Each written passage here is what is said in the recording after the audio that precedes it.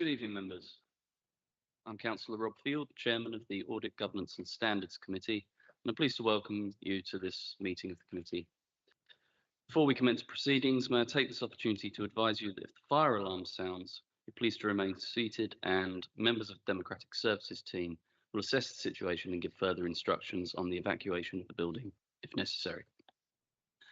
Tonight's proceedings will be webcast by the Council, but if anyone else is intending to record the proceedings, can you please let me now know? I ask not to stop you, but merely to ensure that members and any members of the public in the room know this is taking place. I would also like to advise members that they should only address the meeting by way of their microphones and to remind them to turn the microphone off when they finish speaking. Item 1 is apologies for absence. We have received apologies for absence from Councillor Cooch, Councillor Kadka and Councillor Barwick. Are there any other apologies? So the next item is substitute members. Councillor English. Councillor English for Councillor Kadka. Thank you. And Councillor Mackay.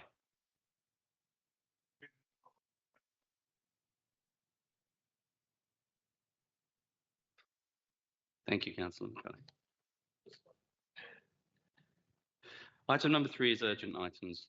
I'd like to draw members' attention to a reference which has been received in respect of the proposed candidate for the position of independent member. This has been circulated on yellow pages and forms part of the exempt appendix or item 21. Change to the order of business. I intend to take item 18, External Auditors Annual Report for 23-24, and item 19, Statement of Accounts for 23-24, after the committee work programme item. We have a long agenda, and I'm keen that we don't keep our guests waiting unnecessarily long. Although, of course, they are welcome to remain. They are, of course, welcome to remain if they wish. Item number 4. Visiting members. Are there any visiting members? I can't see any in the gallery. Item 5, disclosures by members and officers. Are there any disclosures by members or officers? Thank you, everyone. Item 6, disclosures of lobbying. Are there any disclosures of lobbying? Thank you. Item 7 is to consider whether any items should be taken in private because of the possible disclosure of exempt information. I move that the information contained in the exempt appendix to item 21 relating to the appointment of an independent member, including the reference which has been circulated separately, be considered in public, but the information contained therein should remain private.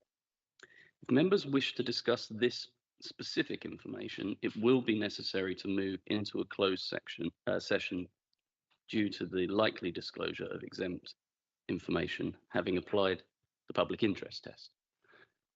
Is that agreed? Thank you. Item 8 is minutes of the meeting held on 11 November 2024.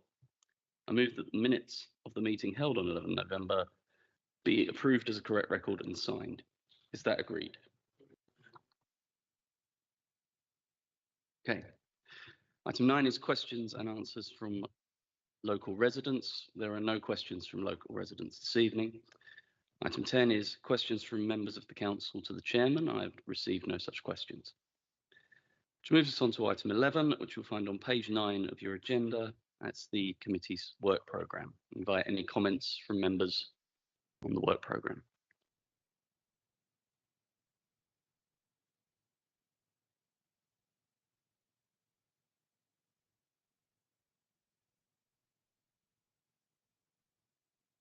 Starting to wonder if the chill in the room is having an effect on people's enthusiasm. Okay, so moving on then. So we will go direct from the work programme to item 18, which you will find on 219 of your papers, which is the External Auditor's Annual Report. I call upon Mark Green, Director of Finance Resources and Business Improvement, to introduce the report. Thank you, Chair. Alongside the annual audit, our auditors, Grant Thornton, also report on the council's arrangements to secure economy, efficiency and effectiveness in its use of resources, in other words, value for money. And this report attaches Grant Thornton's report as the appendix. So without further ado, I'll ask Sophia Brown from Grant Thornton just to run through the key findings from their report. Thank you, Mark. Good evening, members. So I will take you through a couple of the summary pages of the report. If I could first direct your attention to page 228 of the papers, I think that's page 6 of the report itself.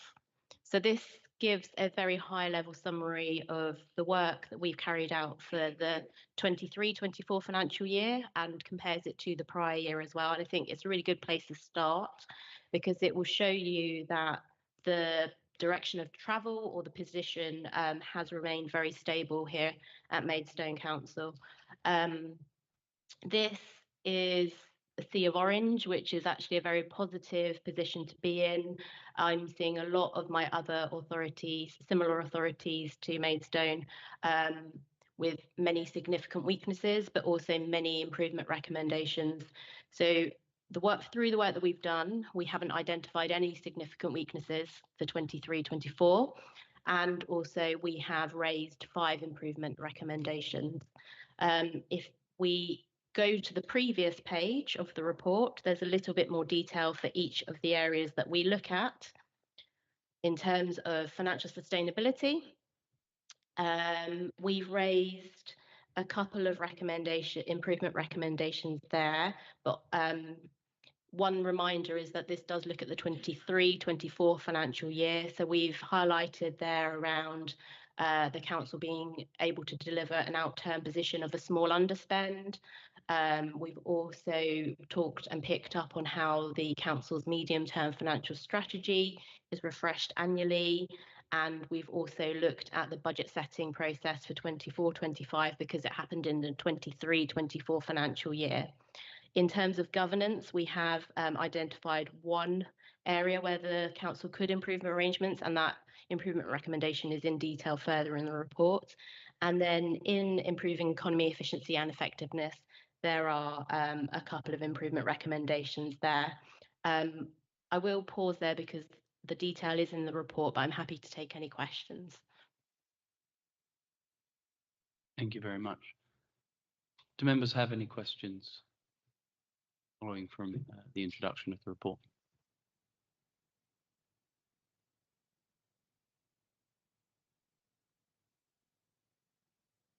We have.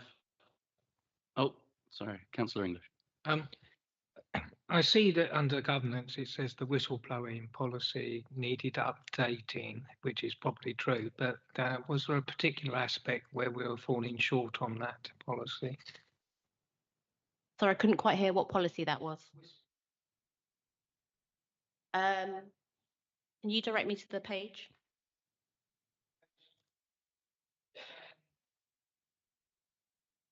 For improvement under governance was the updating of the council's whistleblowing policy. Okay. I'm sure that's right, but what particular aspect?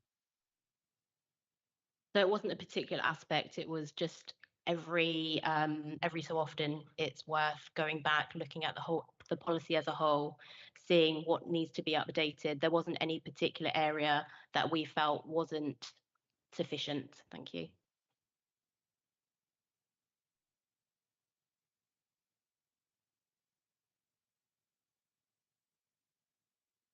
Were there any other points that members wish to raise at this stage? Councillor Round. Since there are no relevant points wanting to be mentioned, I think it's totally appropriate that we actually say thank you and wonderful to the team behind it all, because it basically bodes well. So congratulations to the team. Duly noted. Sophia, you did say you were just pausing there. Oh, apologies, Councillor Cooley. I'm looking at page 251, and at the top there's mention of, I think I've got the right page, No, my apologies. Mates on property holdings I was looking for. Ah, yes, page 253. Apologies. Is at the moment, as I understand it, there is no need for this to be part of group accounts, whatever I should call it. But you noted in here the requirement for a lease between the council and Mason Property Holdings. Does the same requirement or concern apply to existing holdings within MPH, or are you relaxed about that? Thank you. Thank you. So there's nothing at the moment that's existing that we are expecting to see that for. This is going forwards. And we have that as, so Chair, where I paused, I think the other thing I was going to say is that Appendix C does include a follow-up of the recommendations that we made last year. So you'll note that this is an ongoing recommendation that we'll keep a watching brief over. Thank you very much. Anything else from members? Sophia, was there anything else you wanted to add? Okay, thank you very much.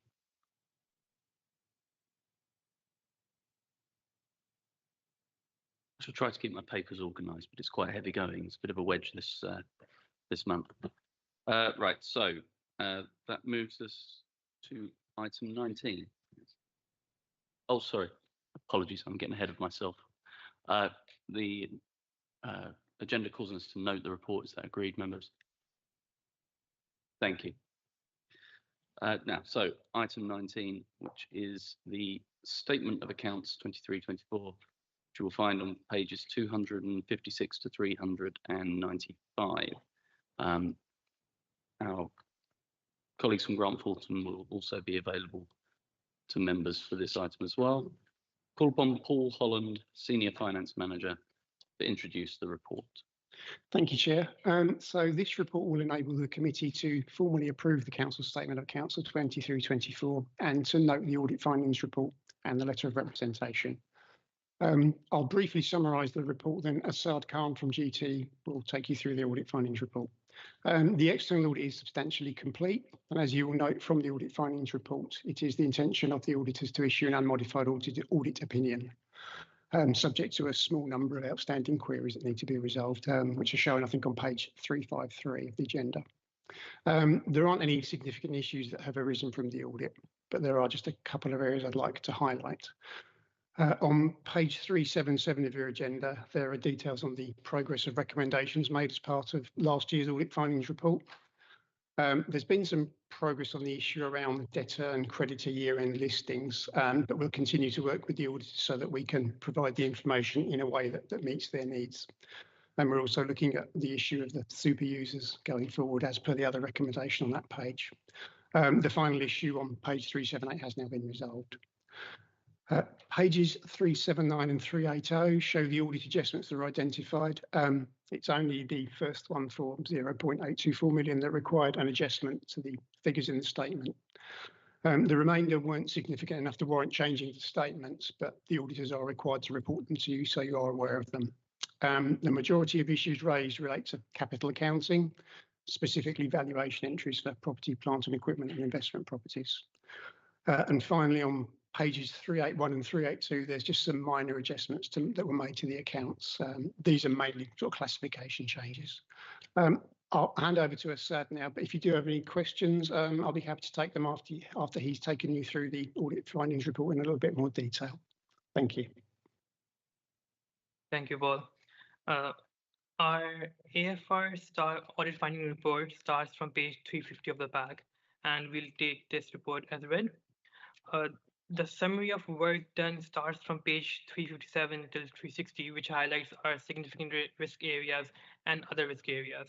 These include management overhead controls, revenue, which has been rebutted, valuation of land and buildings, including investment properties, valuation of pension fund liabilities, and risk of fraud and expenditure recognition.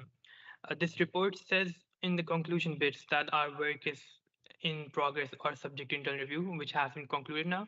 and we haven't found any issues apart from one adjustment, as Paul mentioned on page 379, related to property, plant, and equipment. Our action plans for the prior year, which you can follow up action plans from the prior year, have been summarized on page number 377, which again, as Paul has described, that the debtors issue is ongoing, and as well as the segregation of duties for super users. But I'm pleased to say there's one more related parties action plan which has been resolved this time. Page number 379 and below discloses the adjustments to the financial statements. There have been minor adjustments to disclosures, which have been rectified by management. And there's one error which was again adjusted by management relating to PPE. There are some adjustments which haven't been recorded or adjusted in the financial statements, but which aren't not material to the financial statements. I'll pause here for any questions.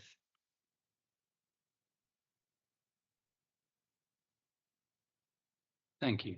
Do you mind just? Thank you. Members, any questions? Councillor Cooley. May I please ask where in these accounts, and it's my ignorance, nobody, everyone else will be comfortable, where in these accounts do we find the interest and interest payments on debt? Forgive me, detailed question.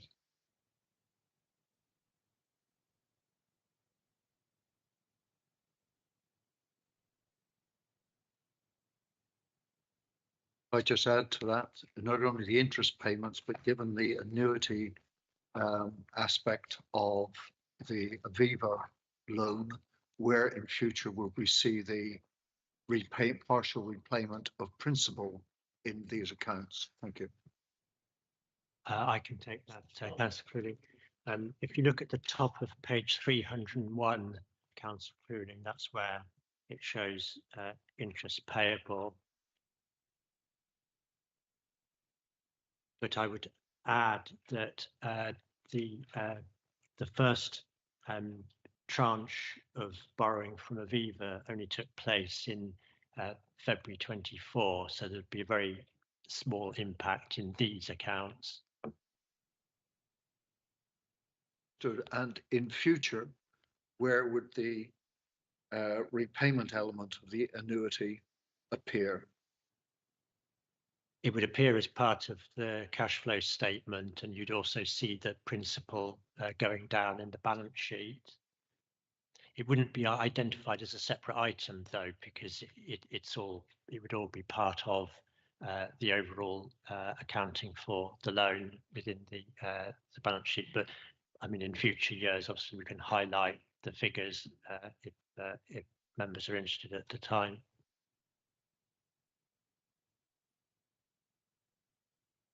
Make a general observation.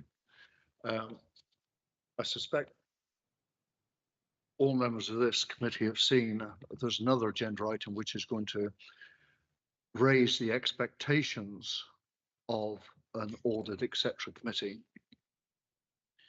And depending upon the way that consultation, any changes go, can I just flag that as far as, what's it, 150 pages are concerned, I'm wondering whether those additional expectations, which have been delegated from committee, from the full council, I wonder whether this committee needs to find more time to actually spend on such thick documents as this when we're in plenary session, because I may be the only one. I try to get to grips with these and discharge the responsibility of being on this committee. But to say that it's a struggle and I'm supposed to be retired is not quite there. But if everyone else on this committee finds that we spend enough time on the detail of these reports, and by the way, Grant Thornton, I think, have done a brilliant job so far. If everyone else thinks I'm talking rubbish, but I am concerned for the future, if expectations of this committee go up, I'm fearful that the amount of time we spend, what, a couple of hours on this meeting every few months, is that enough to discharge our responsibility so that full council can have full assurance from us? Because a lot of the can stops with us a lot of the time. Sorry for the rant, but I do think one of the other agenda items this evening has got ramifications for the, is it the workload, or is it the level of diligence? Is it the level of skills, experience, etc.? I suspect the expectations of this committee are going to go up. Thank you, Councillor Cooling, for your comments. I think, first of all, this committee does receive the draft accounts at its meeting in July, and there's not significant deviation in the interim period that has been drawn to our attention. I think there's also, to be fair to officers and our colleagues from Grant Thornton, constraints around the timescales that are set around this for the purposes of budgeting local authorities when it's possible to undertake this work and fit the assurance process in to the overall calendar of meetings of the council and its committees. But personally, I am happy that we have sufficient time to provide the full council with the assurance that it requires at the moment. But of course, if there is significant change following the consultation on audit governance and standards, then council through the Democratic Services Committee may want to review timetabling and so on.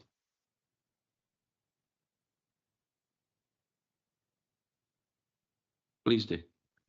It's not that I'm challenging the timescale. On the contrary, the timetable, and Grant Thornton, I say, is doing a great job with officers so that we get closer and closer to the official deadline. So applause on the timetable, but it's the amount of time, by the sound of it, I'm the only one that's concerned, the amount of time this committee, as a committee, actually expends on some of these detailed documents. I'm not suggesting we elongate the timetable. I'm suggesting there may need to be longer and more detailed meetings so that we can actually put hand on heart and say that we've actually looked at it in reasonable detail and therefore can pass on assurance. So timetable, no problem. It's the volume of debate, the amount of time we allocate to debate. Is it 2-hour meeting every quarter? Thank you. So we don't formally set time limits on these meetings. That's my responsibility as chair in terms of managing the debate. Obviously, I rely upon members of the committee having read their papers and put some forethought into what contributions they may wish to make. I hope that everybody will feel that they have sufficient time to make contributions this evening. It's certainly not my intention to cut the debate short. And I would just say, as well as freeing up our colleagues from Grant Thornton in good time, this is the meatier part of the meeting, so to speak, and that was part of the rationale for bringing it forwards whilst minds are still fresh, given that we meet in the evening. I hope that helps give you some assurance, Councillor Cooling. Apologies, I seem to be struggling with the mic tonight. If I take Councillor English first, and then I'll come over to the other side.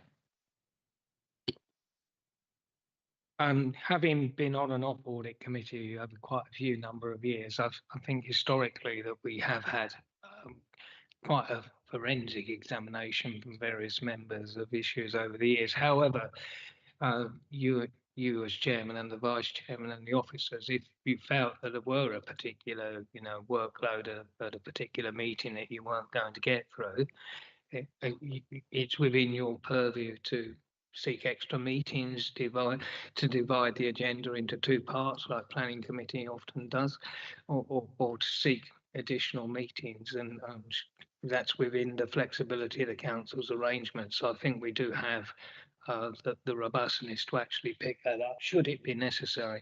And I'm sure that members of this committee will pick that up if it does prove to be necessary and you're not able to spend the time on it that you should. Thanks for your observations, Councillor English. I know you're one of our resident experts on our constitutional rights and responsibilities. Councillor Dawes. I just wanted to comment, Peter, you're not the only ones that think that this paper could have been divided into 2 meetings. It has been a hefty build to actually read over the weekend, knowing that I'm also sitting on Housing Committee tomorrow and I still got another big 200 pages to carry on reading. So I do agree with your point. I normally have huge amount of questions and I had about 19 to 25, which I've already discussed with the officers because I knew otherwise all of you would have been hating me for finishing the meeting too late. So it might sound like big silence, but I have done my due diligence in reading the paper and asking the questions that I felt was necessary. Thank you, Councillor Dawes. With it, Councillor Trzebinski, I know I will come back to you, Councillor Cooling. Councillor Trzebinski, did you have something to add? Yeah, I mean, I had a WOD this big this week on planning and licensing and joint transport board, so I've had to go through a lot. I think one of the things we have to accept is that first, our very competent officers have done the figure work, and our very competent auditors have checked it. Now, I understand that there's a lot here, but I think we can't drive into the detail. That's not our job. I don't think our job is to look at it. Is it reasonable? Does it work? Are the auditors doing their job? Are our officers doing their job? We can't forensically investigate. It's not our job to forensically investigate the figure work or anything. And I think that there's a read through should be sufficient for us. And unless there's something that you particularly find, you think there's something sticks out like a sore thumb, then I think we get plenty of time to read. And that's my opinion anyway. Thank you. Thank you, Councillor. I'm keen that we get this a little bit back more on track. Before I come back, are there any comments on the substance of the report that councillors wish to bring? So, Councillor Cooling, is it? And I think we've heard what needs to be heard on that particular point around the papers. Did you wish to come back on anything of substance on the report itself? Not on the report itself, but I do have another comment before we move on to a different agenda item, if I may. I was interested to hear that you put forward 18 or 19 questions to officers. So is that a mechanism that you would encourage all members of this committee to do, i.e. before the meeting, if there are questions of whatever detailed nature, because some details are important to a judgment of risk, and this committee has got to comment upon levels of risk. So are we being encouraged? Because I feel I should not put forward some detailed questions at this meeting because it bores everyone. But should we be encouraged to put forward detailed questions as long as the answers to those questions are disseminated amongst all of us so we know what's going on? So should we email in our questions before the meetings rather than bore this meeting with them? Thank you. Some of us have also got a day job, so actually emailing the question is other layers of extra works to put in. I've got no financial background, so most of my questions are extremely boring to the rest of you. That's why they've been there. So don't think my things is something that should be spread out. So, if I may draw this back. So Mr. Green and his team are always happy to take questions from you on the papers that have been published. If you've got questions of a technical nature or clarifications, there's no need for members to email other members of the committee those questions in advance. Yeah, I would encourage everybody here to be mindful of the fact that part of the job that we're elected to do is to be seen to do this and to do so in public. So where you have questions, it is entirely appropriate for them to be asked at the committee. And as I said earlier, my job is not to put a time limit on particular items per se, as long as we're not, going over the same thing over and over again and so forth. So as with any other committees that you are members of, if you wish to seek clarifications ahead of the meetings, please do so. You can also contact me if there's any questions about process that you'd like to raise with me ahead of the meeting. I'm more than happy to engage, as I do with some of you already. When you email ahead of meetings, we can go over things and have a chat. So I hope that satisfies. Right, so I have Councillor Councillor Trzynski, come in, please. Thank you. Yeah, this is the draft audit opinion. Yeah, page 390. It's just it says you can't conclude the audit and issue an audit certificate. Do we and do we know when that is likely to happen? When you'll get the other information? So we're not able to conclude because the work on the whole of government accounts is outstanding. We await instructions from the National Audit Office as to what we need to do to be able to submit that return. And for the council, it is just a return with some high level information because the council is below the National Audit Office's 2 billion threshold of spend or assets. The specified procedures don't have to be carried out. However, I think that work is quite behind, and I think it was only recently that the 22-23 whole of government accounts the process was finished, and that was I think it was a couple of months ago where we were told that we could issue audit certificates for 22-23. So I can't give a date, but as soon as we're able to, we will issue the audit certificate following. Yeah, possibly. Thank you. Thank you. Councillor Mackay, you indicated.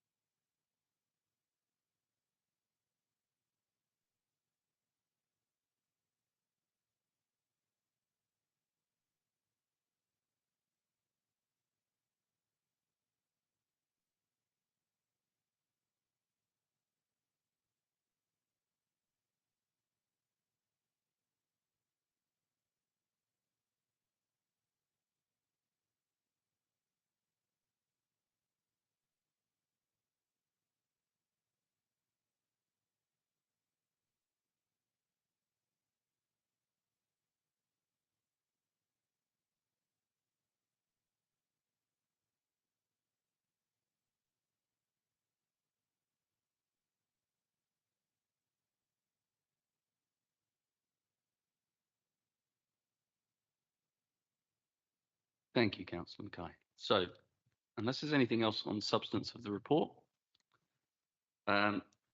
we do need to approve. So, could I have proposed for approval by Councillor English? Does anybody wish to second? Councillor Trzynski. Don't know why I can't get that this evening. Sorry.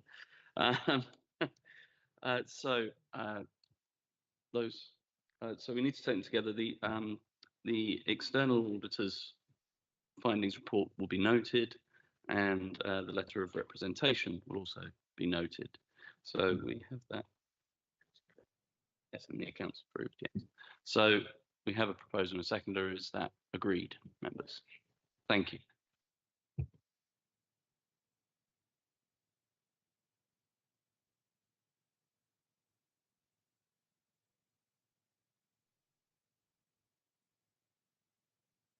So going backwards now, we are going to item 12, which is the housing benefit subsidy claim for 22-23, which you'll find on pages 10 to 28 of the papers.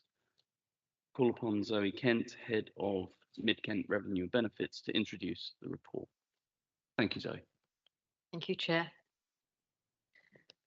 The housing benefit subsidy claim is audited by Grant Thornton on an annual basis. Maidstone Borough Council paid out £30.4 million in 2022-23, and the audit is carried out to ensure that claims are assessed correctly. A number of errors were found when the audit was carried out. However, this has to be balanced against the 60,000 benefit assessments that were carried out in 22-23. We are currently audited to a level where any errors are down to a penny, and these have to be reported. Paragraph 2.5 lists the types of errors that were found, and paragraphs 2.6 to 2.11 gives information about the errors. I had a question in advance of the meeting about the accuracy rate of 99.99. I actually have to confess that this is wrong, that I have made an error. It's actually 99.82, so thank you for the question, and I will explain where that error rate comes from. This has reduced slightly since 2021-22, and this is mainly down to the significant reduction in subsidy now paid out. So this percentage is not worked out by Grant Thornton. This is worked out by Maidstone Borough Council, as is by many authorities. It is taken from part of the subsidy claim form. Within the claim form, authorities have to record overpayments where the overpayment was caused by an incorrect assessment by an officer. If the amount of local authority overpayments is less than 0.48% of the total expenditure Maidstone Borough Council receives, we then receive 100% of the overpayment funding. If it is between 0.48% and 0.54% of the total expenditure, Maidstone Borough Council would receive 40% of the overpayments amount. If it is above 0.54%, Maidstone Borough Council receives nothing towards the overpayments made by local authority errors. This is an incentive to ensure that claims are assessed correctly. It does, however, mean that if an error is found in the way claims are assessed, authorities can sometimes have a large amount of their subsidy grant withheld. Luckily enough, this has never happened to us. Excuse me. I have a drink. I've asked other authorities for their accuracy percentages, but have not received responses yet. I will feed this into the next report. I expect to bring the 23-24 subsidy claim report, fingers crossed, to the July Audit Committee. I welcome any questions. Thank you very much, Zoe. That was a very useful report. Just to draw members' attention that this report is for noting, doesn't require a decision for us, but if anybody does have any questions, happy to take them at this point. Then just to say thank you again, Zoe, and I wouldn't beat yourself too much up about the difference between the 0.82 and the 0.99. No, but I think that the numbers are the values in the miscalculations are so low. It's a credit to you and your team. So thank you very much. Just to say at this point, our guest from Grant Thornton, if you are obviously welcome to stay if you wish, but don't feel obligated.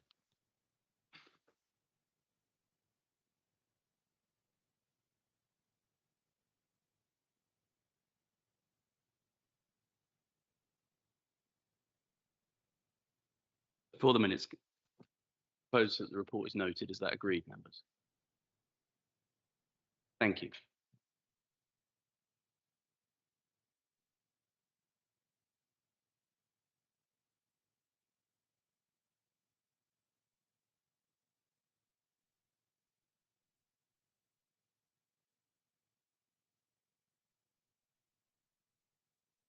Okay, so on now to item 13, which is the Fraud and Compliance Team's annual report for 23-24. You'll find the report on pages 29 to 33 of your papers.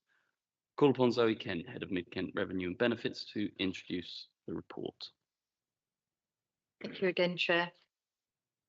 This is the annual update on the work stream carried out by the Fraud and Compliance Team. The aim of the team is to support the Department for Work and Pensions in any investigations that they carry out linked to housing benefit fraud. They also carry out a rolling review of council tax discounts, such as single person discounts, as this has a value in excess of £17 million, business rate reliefs and council tax support claims. Table 1 gives a summary of the savings generated for Maidstone. I'm happy to take any questions.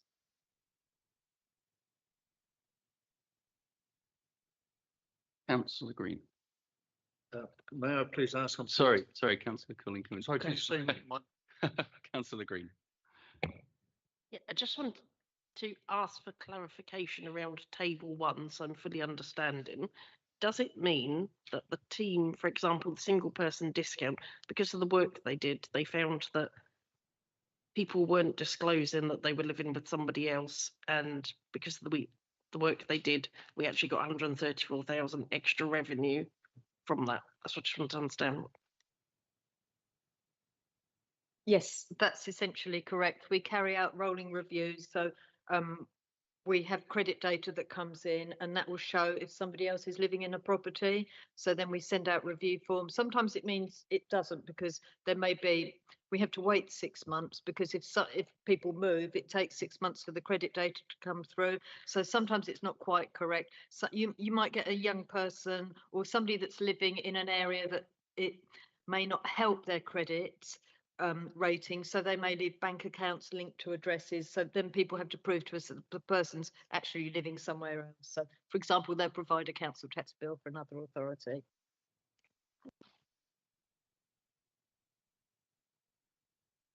Councillor Cooley.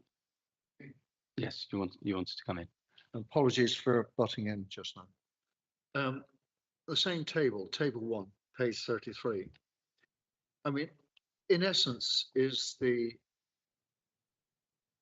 being stated that all of those figures, including the new homes bonus, would not have appeared without the existence of the team? Can the team offset its costs by stating that it truly got £1.25 million into the coffers that otherwise wouldn't have come in? Thank you for your question, Councillor Cooling. I can't say that it would all not have come in if it wasn't for the team, but I would say enough comes in to cover the cost of the team. So the cost of the team is significantly less than 1.2 million. So the amounts they find does cover the cost of them. And this is a shared service, isn't it? So it is the bill indeed, is spread across Mm-hmm. a number of authorities.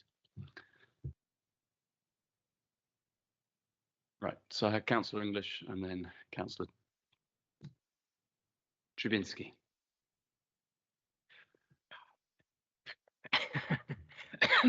So, Mr. Chairman, in terms of the question, I suppose we might find out next year. I'm not sure whether you'll be able to answer this, because it's a question about what will happen in the coming year. But given the County Council's withdrawal of support for this service, in effect, would there be a knock on how we're able to deliver this in the coming year? This funding is not being withdrawn. This funding is staying, because I think they're content that this is good value for money. Because we have the Kent Intelligence Network, and it's chaired by one of the Section 151 officers. Quite a good report is produced, in effect, that goes to the councillors at Kent County Council to show how the funding provides income, as does this report, but it's in more detail. So I think for that reason the funding hasn't been withdrawn, because they are trying to eradicate fraud or reduce it anyway. So this has been ring-fenced from the general withdrawal of the. That's a relief, because it would have, I think, impacted quite significantly if that was included.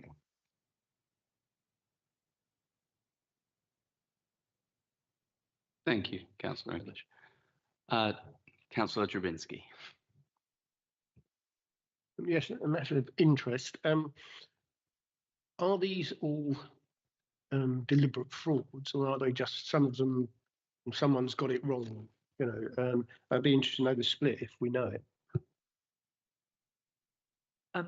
I could find out the split. It might be a little bit difficult to work out because sometimes people won't be honest about whether it was innocent. People can come out with some complete tales on things, as I'm sure you can understand. Yeah, some of it people have forgotten to report things. Sometimes it's somebody is probably hoping that that person wouldn't be living with them and they would be, you know, you might have a grown-up child that moves. I always try to be a bit lenient with people if they've got somebody that's moving in and out, and because we have a lot of sofa surfing and things now, as you know, and so it can be difficult. But yeah, some of it's complete fraud, and we can prosecute people then. Others, it's a bit of an innocent mistake. Yeah, well, don't need the figures, but that's what I was trying to get ascertain, whether we actually take people to court, or and if some it's just an error. That's all right. Thank you.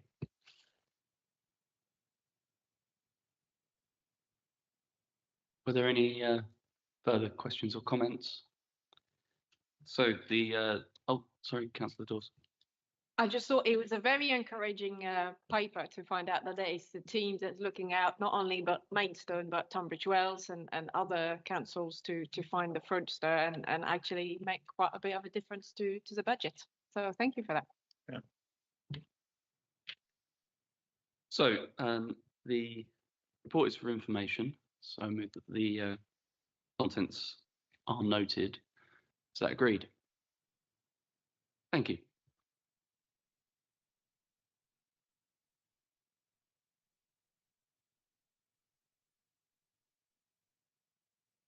Item 14 is the mid-year information governance report for 24-25, which you'll find on pages 34 to 43 of your papers. Call upon Anna Collier, Head of Insight, Communities and Governance, supported by Lauren Nichol, Information Governance Manager, to introduce the report.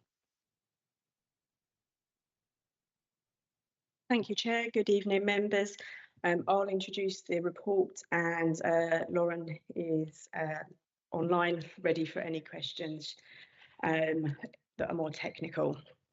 So this is the mid-year information governance report, covers the first and second quarter of 24-25, and providing performance data on the management of information governance, which includes complaints, compliments, FOIs and EIRs, data protection incidents and data protection rights requests, information sharing requests and MP correspondence. As an overall headline, before I go into some more particular information, the headline really is that performance has dropped for quarter one and quarter two compared to previous years. There's two key reasons for this. Firstly, issues relating to the new waste contract, which resulted in a significant increase in complaints at both stage 1 and stage 2. We more than doubled what we received in terms of stage 1 complaints for this year in comparison to last year, and the stage 2 complaints, which are written by the information governance team. They undertake the reviews, they write the responses, were roughly 5 times what we would normally receive, which meant a significant amount of work concentrating on dealing with waste complaints that couldn't be spent on other areas of work. Secondly, the team were understaffed for the first quarter of the year and the second half of quarter two, which added to their inability to stretch resources over that period of time. It's sort of on a positive note, I'll mention that now. The team is now fully staffed. Complaints regarding waste have returned to normal performance, and we're already seeing performance improve across the team. So by the time we get to the annual report, hopefully that should start to be showing through. Highlighting some particular points in regards to information requests, which are FOIs and EIRs. We have seen a slight decrease in volume, and whilst performance has dropped because of the aforementioned issues, we have seen that the number of internal reviews, which are the requests that requesters will make if they're unhappy with the response they receive, they have decreased for both Q1 and Q2, which indicates that we are getting those responses right first time. In regards to data incidents, positively, there has been an overall decrease in data protection incidents for Q1 and Q2 in comparison to the previous year. After investigation of the incidences that we did have, it was found that 7 of the incidences were not in fact data breaches at all. 18 were very low risk breaches, 4 were low risk and 1 was medium risk. We've had no high risk incidences, and there was no need to report anything to the Information Commissioner. And as expected, a majority, well, all of these really are caused by human error, in particular email addresses perhaps being sent to the wrong recipient, and were all dealt with. In regards to rights requests, these are like subject access requests, people requesting their own information or requesting that their information is deleted. We received the same number of rights requests in the same period last year. However, these are becoming increasingly more difficult to deal with, requests being over longer periods of time and of more significant detail. So people requesting all of their information and us having to try and work with the requester to see if we can narrow down the period or narrow down the amount of information they are requesting. The reason that this is particularly complicated is it's only really the information governance team that can review that information. They're a small team, and it's only them that can undertake the work to identify what information needs to be redacted. So they're incredibly time consuming. Final 2 points, that information sharing requests, these are normally from other bodies, so Southern Water, Kent Police, organisations like that, asking for us to share information under legislation. These have continued to increase, and again, these also come with some additional complications. And then finally, in regards to MPs' correspondence, we've also seen an increase in these correspondence. Whilst these aren't a significant burden for the information governance team, it's worth noting because these are more burdensome for the teams that have to respond to them, and primarily these normally have to be dealt with by the housing team. They're the team that are most affected by requests for MPs. Bit of a whistle-stop tour. Happy to take any questions, and Lauren as well. Thank you. Thank you very much. Are there any questions, members? Councillor Drabinski. Thank you, Mr. Chair. On the information request, page 37, it gives us response rates, but they're not 100%. So I assume there must be outstanding requests. So how many outstanding requests will we have, and what's the aged analysis of those? Do we know? Sorry, I missed the first part of the question. Sorry, could you repeat? Right, so we're talking about information requests on page 37. So what we've got there, we've got response rates, but we don't have, and we've got some numbers, but obviously if the response rate, say for Q1 on 292 is 48.9%, and the response rate for Q2 is 68%, then there's a whole raft of things that haven't been responded to. So my question is, how many do we have that haven't been responded to, and what's the, particularly, what is the aged analysis of it? Because in that, I mean, if we go back, we could have one that's 3 years old, I don't know.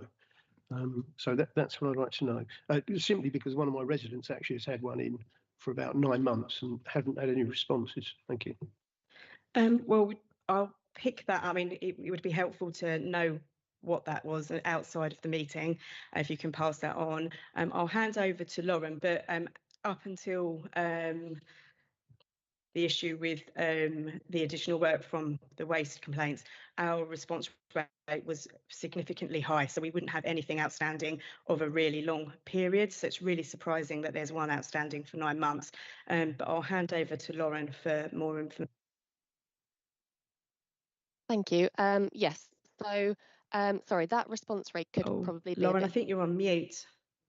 Oh, I think I've unmuted. Apologies, we seem to have some problems with the sound system in the chamber.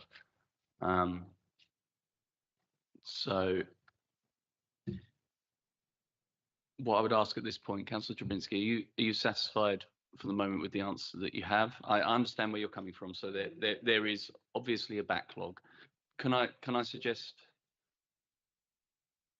Yes, yeah, understood. So perhaps and apologies, Lauren, that the system's not working in the chamber properly. Perhaps I'll circulate the answer. We do have a backlog because of the issues that were caused.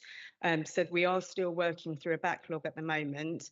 I'm surprised that there's one for 9 months. I'll pick that up, but we certainly don't have any backlog that's going back years because our response rate was so high beforehand.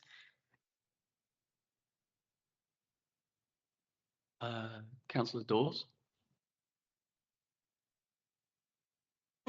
You pointed out when somebody make a freedom of information request for their personal information, that it has to be a senior manager that actually have to take the time to find out the information and redact it. Does he, knowing how valuable the times of our senior managers are, could that not be asked of somebody else's?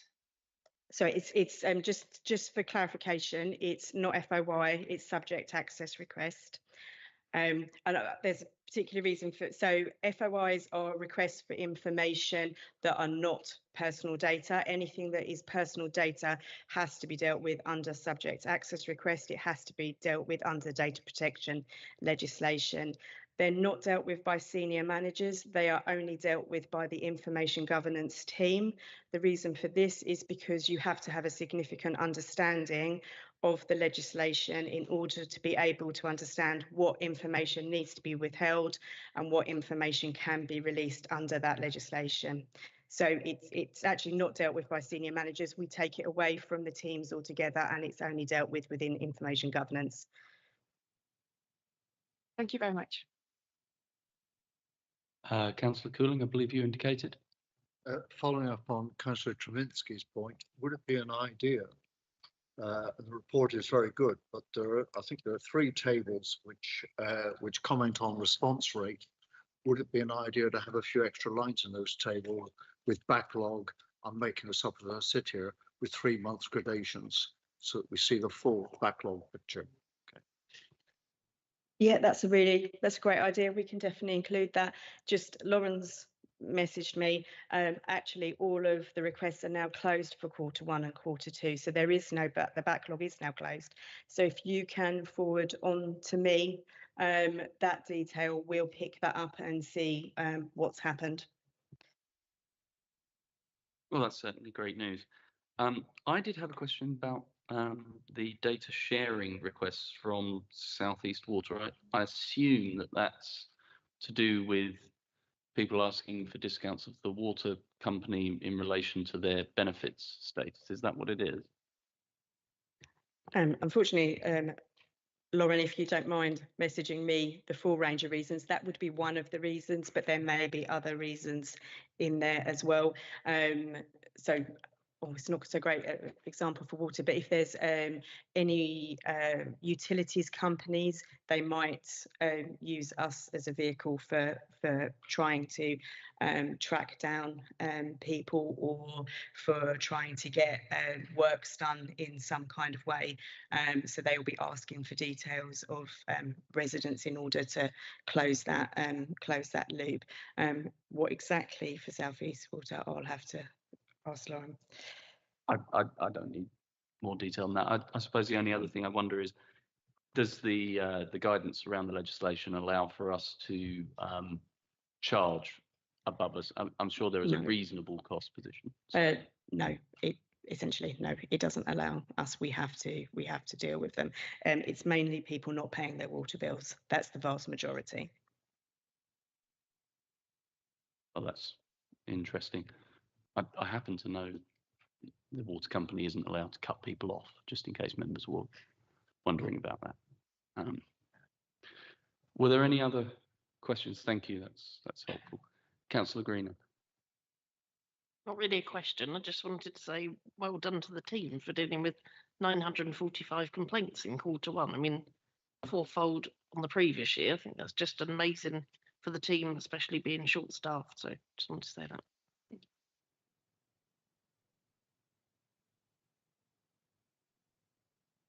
So this report is for noting. Please make sure I've got that right. So I move that we note the report. Is that agreed? Thank you, members.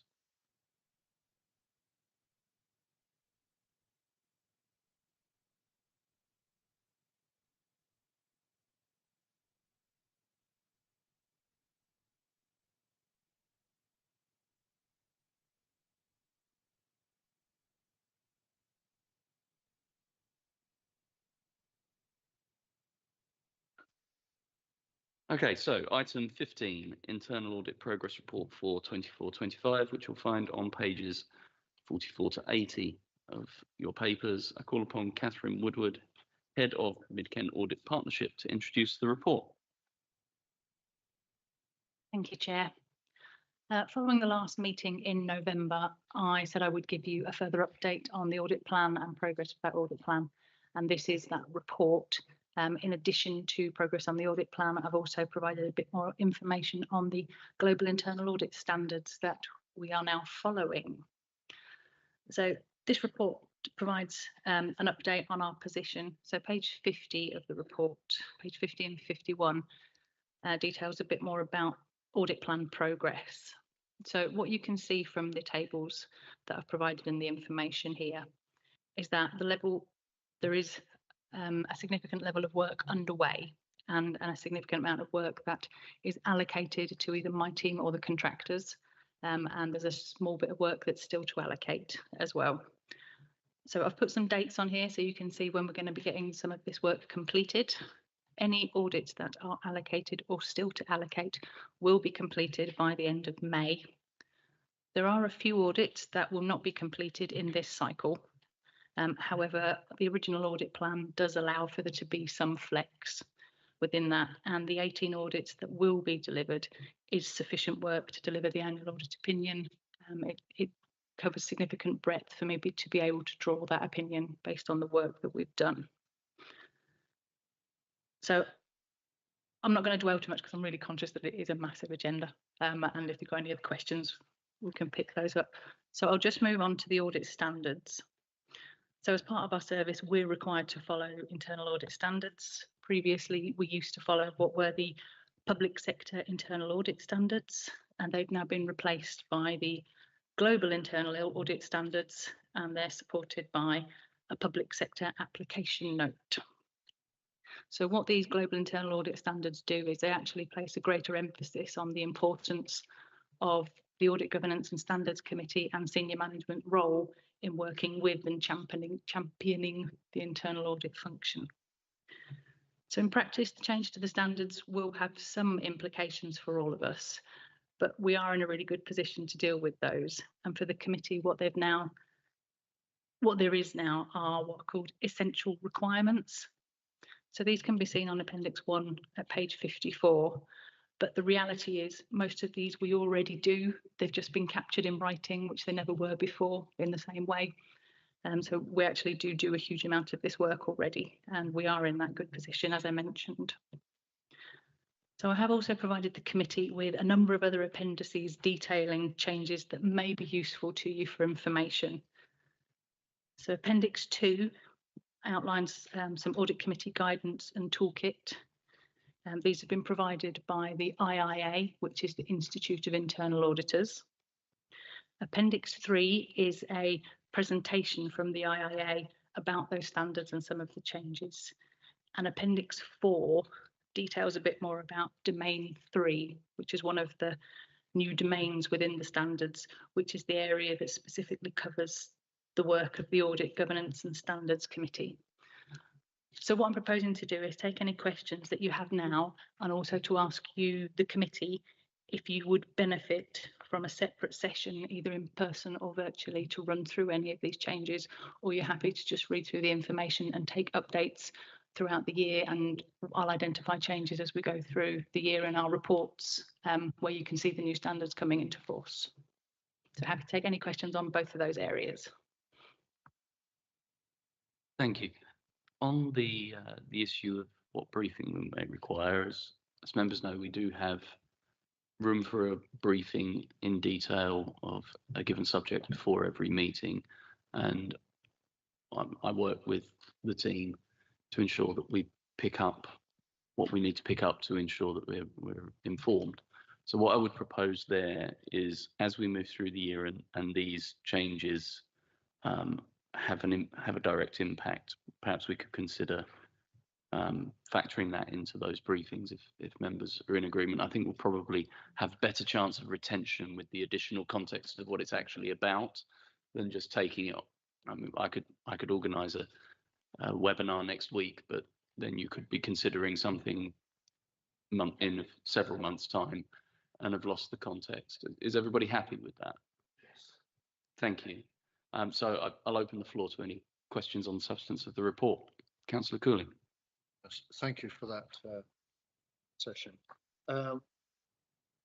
I've got the greatest confidence in our finance officers and our internal audit.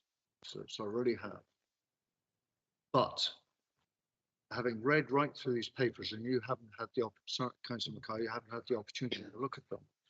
But this is exactly what I was concerned about, that the expectations of this committee are going to go up. And therefore, we need to really ask ourselves whether we are up to the job, and I'm sure we are, but do we need more time, more training, etc. So this is exactly what I was on about earlier on. I am not questioning the quality of MBC's officers. I hold them in high regard. I think we're a damn good council, but we need to recognise that this committee, and we can't just sit back and say, oh, everything's been A star, therefore we don't need to look. I think the onus on us is actually to dig a little bit under the A star or the A minus. So I'm looking forward to that training session, and I'm looking forward to our discussion on one of the government consultations later on. But in essence, I applaud that this committee is going to be expected to take even more oversight and review.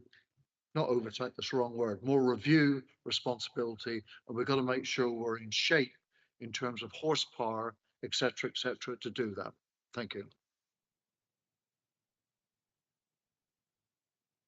Please do, Kathy, yes.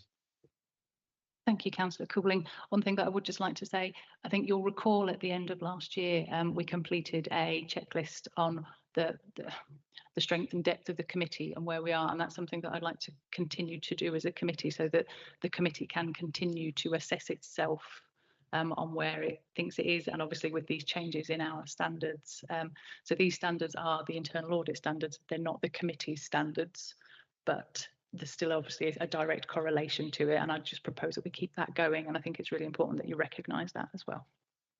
To add that one of the government consultations is going to make it not just an audit issue, in terms of what this committee gets up to, it's wider than that. But absolutely right. But I think the later agenda item will expand upon that. Thank you, Councillor Cooling. I'd also remind members that you have the questionnaire to complete related to the skill set on the committee. I'd urge everybody to engage with that process. That will help to inform the nature of the briefing sessions and improve our own scrutiny of the papers that we are presented with. Were there any other questions at this point? Councillor Round.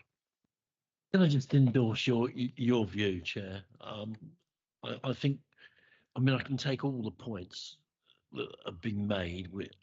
It's not just this agenda item, it's several agenda items. And indeed, the government consultation paper, if you read the context of that, there are lots of problems with financial management. There's lots of managements with audit, but Maidstone Borough Council is in very fine stead. Now, that's because we've got very good officers, we've got very good auditors, it's all been said already. But as Councillor Trubisky has mentioned, we're here to oversee that. I think we're doing a good enough job. I think having a good briefing before every committee is appropriate. But as I've been sitting here tonight, I've been thinking to myself, my goodness me, I'd like to ask Anna Colley a lot more questions, but I don't want to take up more unnecessary time because, again, I'd be getting into a lot more detail. That detail's not relevant to note a report. But this is the committee that has a lot of detail involved in it, and I think all we should expect is to take on a bit more and ask a few questions every time we meet, and to have a briefing appropriately. And at the end of the day, we have good officers and we can trust them. So I take your line, Chair. I think that's appropriate. A briefing before every meeting. Thank you, Councillor Round. Were there any other comments or questions? So the report asks us to note that the work that's been completed so far on the 24-25 audit and assurance plan, and also to note the changes to the global internal audit standards. I move that we note the report. Is that agreed? Thank you very much.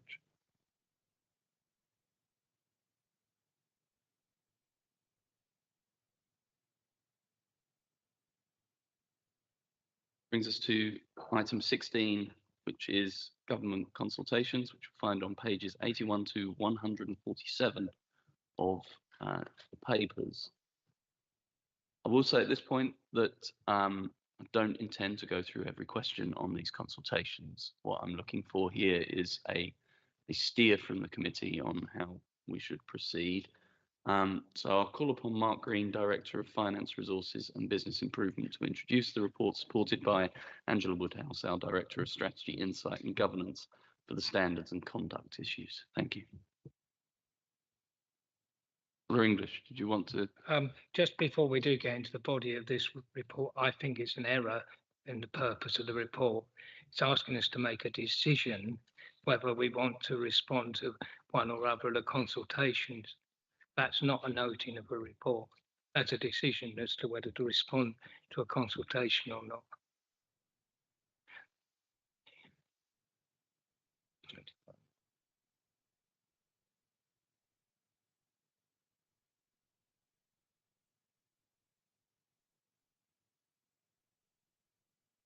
Yes, you're correct, Councillor English. And note that on page 85, the options for decision are outlined for members of the committee. Thank you. Thank you, Chair. Just before Christmas, as you all know, the government launched proposals for a whole suite of reforms to local government, and the particular ones that are relevant to this committee are around local audit and standards. And I'll talk about local audit first of all, and then hand over to Angela Woodward to talk about standards and conduct. The issue with local audit is that the system is basically broken. Although we've been able to deliver audited accounts, reasonably promptly. You'll see from the table at the top of page 84 that there's a massive backlog now of local authority audited accounts, and the new government's proposed solution is to bring all the bodies that are responsible for local audit together under the local audit office, the proposed local audit office. Some would say it's recreating what the Audit Commission did before 2010. It's not quite the same, but it recognises that there needs to be a body that can look at the whole local audit system rather than responsibilities being split between a number of different bodies. And you'll see, if you look at the detail of the consultation, that they're not actually consulting on whether there should be a local audit office. That seems to be not negotiable. But there are a number of things in here which it is appropriate to consult on. And the ones that I'd pull out in particular is to do with the scope of the new local audit office. So, for example, it's being suggested, it's not making a recommendation either way, that the accounting code could come to the local audit office, and the accounting code runs to some 600 pages, and the complexity of the code and of local authority accounts is arguably one of the problems that's led to this backlog. So do stakeholders trust CIPFA to maintain the code, or should it be done by the local audit office? Another moot point is whether the public sector should come to the rescue and carry out audits. Since the Audit Commission folded, there's been no public sector audit provision. It's all been carried out by private firms. There's clearly pros and cons there. If you were to set up a new public sector auditor, where would they get the auditors from? They would probably just be poaching from the private firms. So would that actually make a difference? But that's one of the points that's being suggested in here. And there's a very tight deadline on this consultation, not so tight on the other one, of 29th of January. So as the chair says, it would be helpful to have a steer from members as to how you would like the authority to respond, if you feel that the authority should respond to the consultation, and if you would like a consultation response to go in, we can pull together a draft based on your comments and circulate that and get a consultation in. So I suggest that rather than pause for questions here, if I hand over to Angela to talk about the other consultation, and then we'll deal with both of them in turn. Thank you. So, as Mark has rightly pointed out, the government has introduced consultation on the 18th of December on proposed reforms to the standard and conduct regime. And the changes proposed include prescribing a mandatory minimum code of conduct for local authorities, changes to ensure each principal local authority has a constituted standards committee with independent representation and flexibility to report decisions from investigations to full council. They also want to include giving local authorities the power to suspend councillors for serious code of conduct breaches, and alongside suspension, the power to withhold allowances and ban councillors from council premises and withdraw the use of council facilities.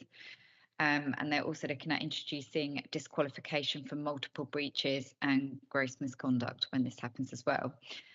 So that it's going quite a way to strengthen the current regime we have. And I think previously I've heard from this committee, and we've certainly covered in training, that the current regime is pretty toothless in terms of sanctions and actually ensuring we maintain high standards of integrity. And when people fall foul of that, it's quite difficult to hold them to account. So personally, it seems like a positive step.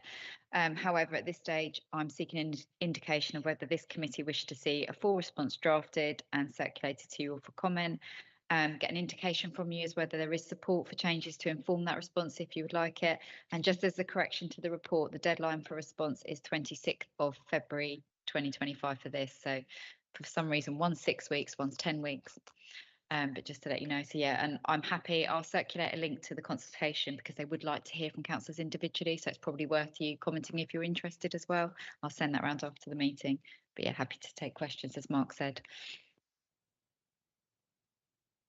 Thank you. I mean, just before I take questions from members, I would say for my part, if I understood it correctly on the audit function, Mark, that one of the proposals would essentially make the body that does the audit also responsible for deciding what it was auditing in the first place. And I'm not convinced, in addition to the complexity that you described, I'm personally unconvinced that that's a positive step forward, but obviously would welcome other comments from members. So I'm going to start on this side. If I could have any. Right, so Councillor Mackay, if you'd like to come in. I was waiting for government changes to be brought to the agenda. I thought we can't go without it, can we, really? So on page 84, Mr. Green, the report details the number of councils that are remiss in filing their. We are likely to merge with 3 borough councils. Would any of those councils be contained within this list?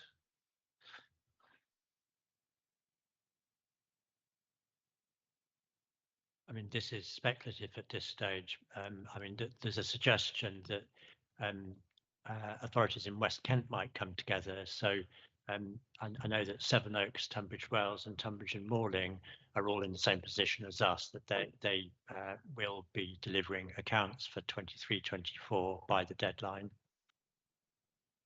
Thank you very much. So we're not getting into bed with any bad eggs then?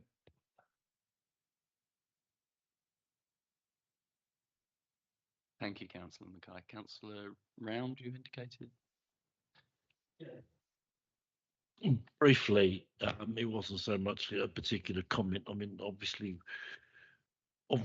we are going to concentrate specifically on Mason Borough Council's viewpoint on this, but whilst it talks about smaller authorities, I do hope that we will reflect our view on what this may mean for parish councils as well, and that consultation goes to calc.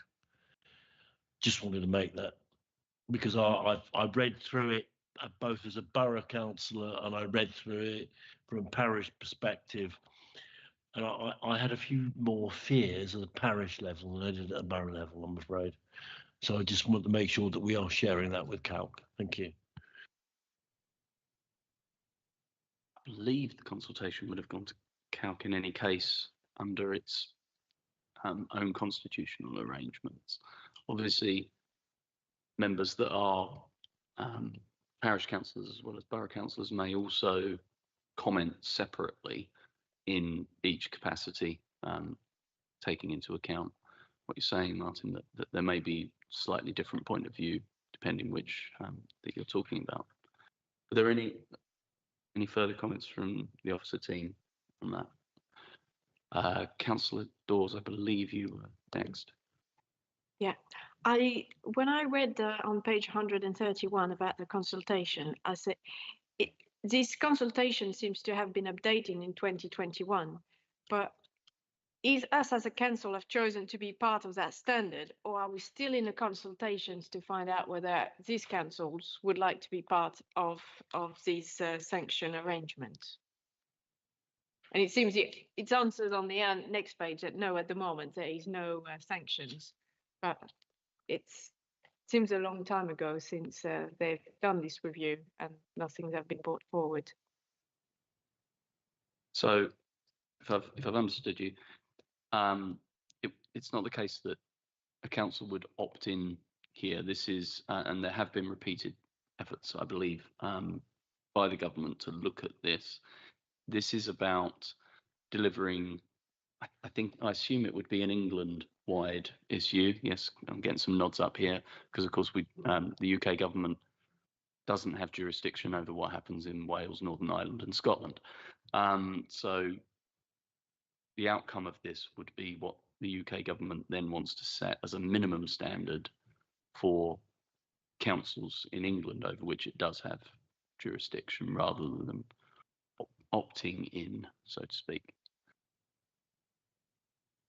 Councillor Titchener. Thank you, Chairman. On the question of the code of conduct here, parish councils, including my own, have always said for a long time that it lacks teeth, the current one. So we do welcome the move forward to a greater sort of penalties where they're due. But my concern, actually, having said that, is where it says introduce the power of suspension with related safeguards.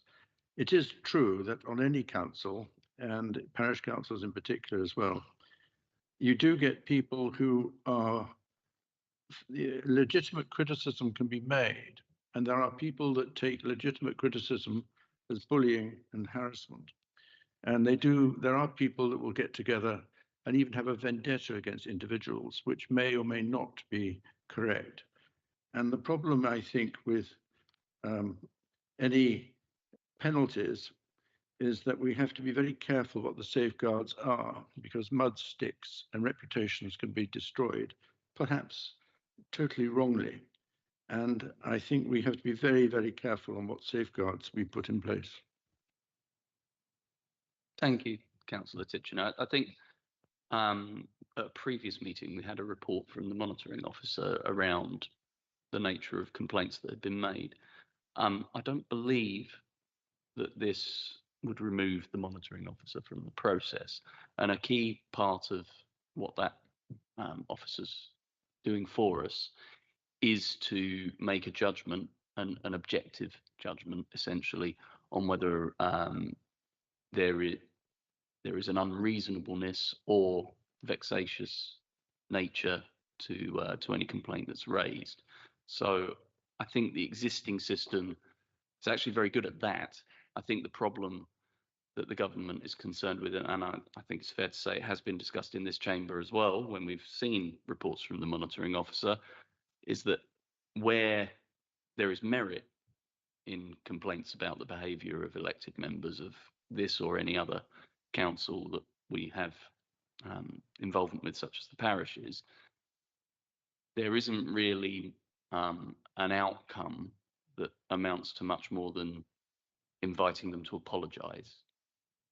And I think when one considers that in broad stroke terms, it's actually easier to get rid of a member of parliament who has perhaps not upheld particular standards than it is to get rid of a parish councillor or a borough or county councillor, is somewhat out of step in terms of the overall governance in England of authorities. And I think that is really what the government is driving at here. But to your specific issue around the safeguards, I think that, I mean, it's worth putting in the response that we wouldn't want to see any diluting of the responsibilities of the monitoring officer.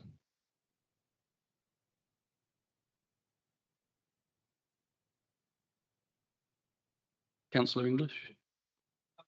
Taking, as we on the standards at the moment, the removal of the previous standards, effective standards regime for when the Localism Act 2011 was brought in was fairly disastrous, because it's enabled some right scoundrels to continue to operate. There was a situation recently where a principal local council had to take one of their own members to court because that was the only solution they had, was to take him to the High Court for various actions, because the standards regime had been used, and he just said, I'm not taking any notice of that because it's not going to teeth. What can you do to me? So, you know, this is long overdue. There's, in fact, very little wrong with the current system, except there are no sanctions. So really, all we need to say to the government is actually keep the current system in terms of how it works, the processes, and the mechanisms and the people involved, is to actually have an outcome that matters, and people who are doing these things will be pulled up and sanctioned appropriately. And there are some people, not in Maidstone, but in some of our neighbouring boroughs, who really would benefit from being taken aside and issued with a severe penalty at the moment. I won't go into any details, but they are in neighbouring boroughs, not in Maidstone particularly. Going on to the audit one, I think it's a bit very, there are problems with the audit service, we all know. However,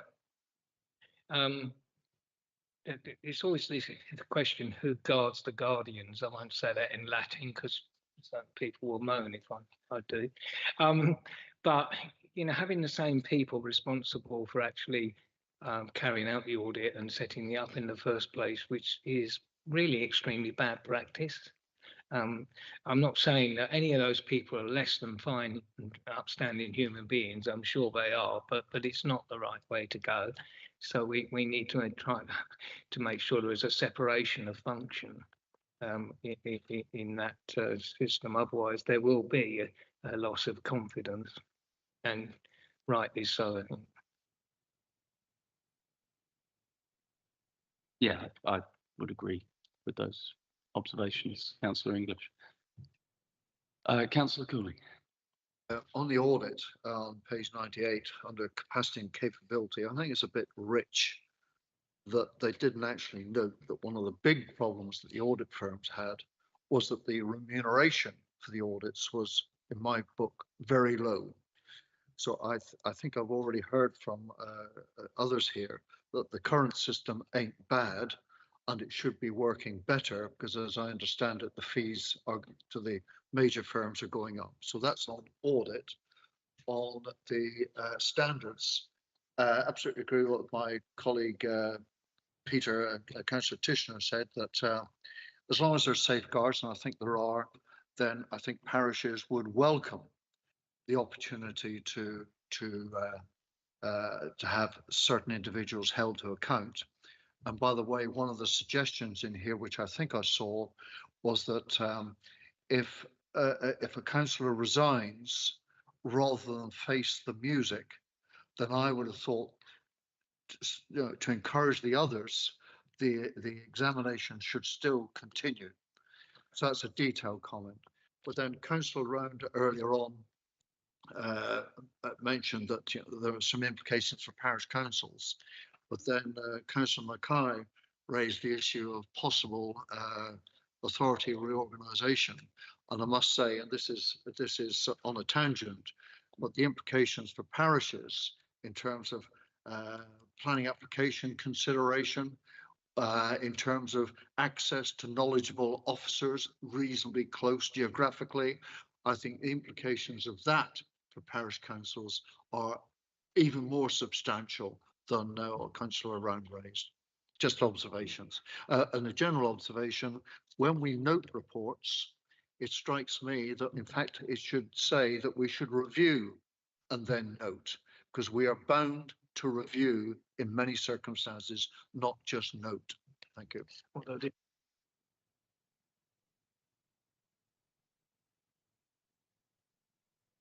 Thank you, Councillor Cooley. I can ask officers about this review and note. Semantics of probably your wheelhouse, Angela, isn't it?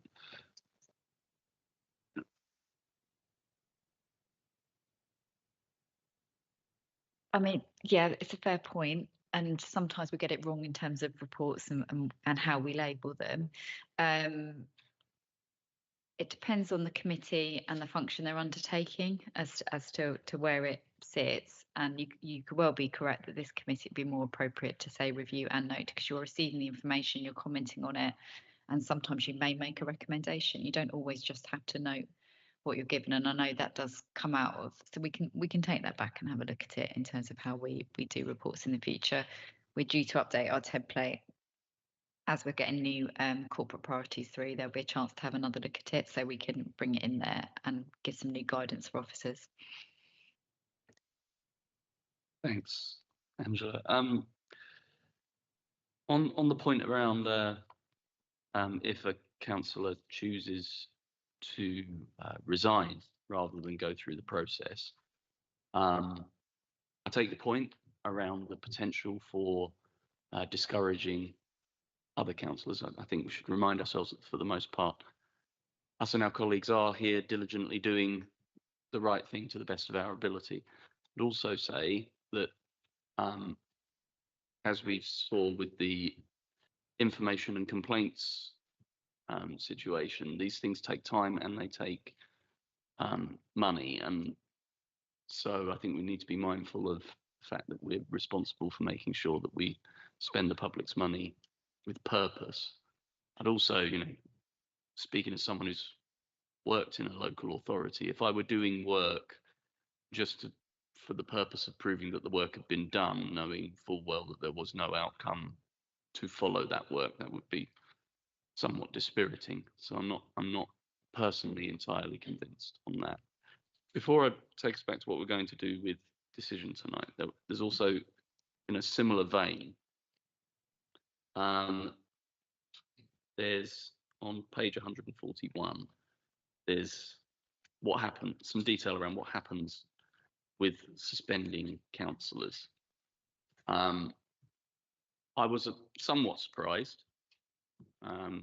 given that this came from government, that it's worried about allowances. And I think that the allowances of councillors are modest. If you're looking at parishes, you're talking about expenses incurred, and if you've suspended the councillor, they will not incur any such expenses, and that will stand for individuals on the fire authority and so on and so forth. And as with the issue about whether you would pursue a complaint when the councillor had decided to withdraw from the council, there is an expense in adjusting the payroll and so on and so forth. And I think I would be minded not to worry about that. I did also think, I must confess, I don't believe that if you suspend an MP from Parliament, you suspend their salary at the same time. And I can see no reason to hold councillors elected to more minor houses than the Houses of Parliament to a significantly higher standard related to the financial compensation personally. But I would support personally things around the suggested measures around access to equipment, premises and so on. That's just my view. I'm happy to hear what anybody else feels on that particular. Yeah, I'd love to make a debate about this, because if the MPs are not liable to have their pay suspended, maybe the idea of this paper of actually us showing them the right way forward so it can go up to them being suspended at some point might be to the better understanding of the common people, that they don't understand how those people can get it so wrong and still their pay not being affected. So maybe this paper is going the right way. I take your point. I suggest you're optimistic in terms of the objective, but understood. Councillor Mackay. I would agree with my colleague. Two wrongs don't make a right. I mean, when we move towards our new form of government, allowances will be substantially higher than they are as borough councillors, and therefore they would have a greater impact. And I certainly believe that if an MP is suspended, his salary should be suspended. So, quite frankly, if you suspended my allowance, I don't think I'd notice, really. I'm informed I misspoke. MPs are, their pay is suspended. So reinforces our case then. Then, in which case I'm perhaps more convinced. Although I do still have concerns about the expense to the authority of messing around with the payroll. As an observation, although it wasn't a disciplinary measure, when the Northern Ireland Assembly was suspended, the salary of MLAs was not completely removed, but was significantly reduced because the Stormont Assembly wasn't sitting. So,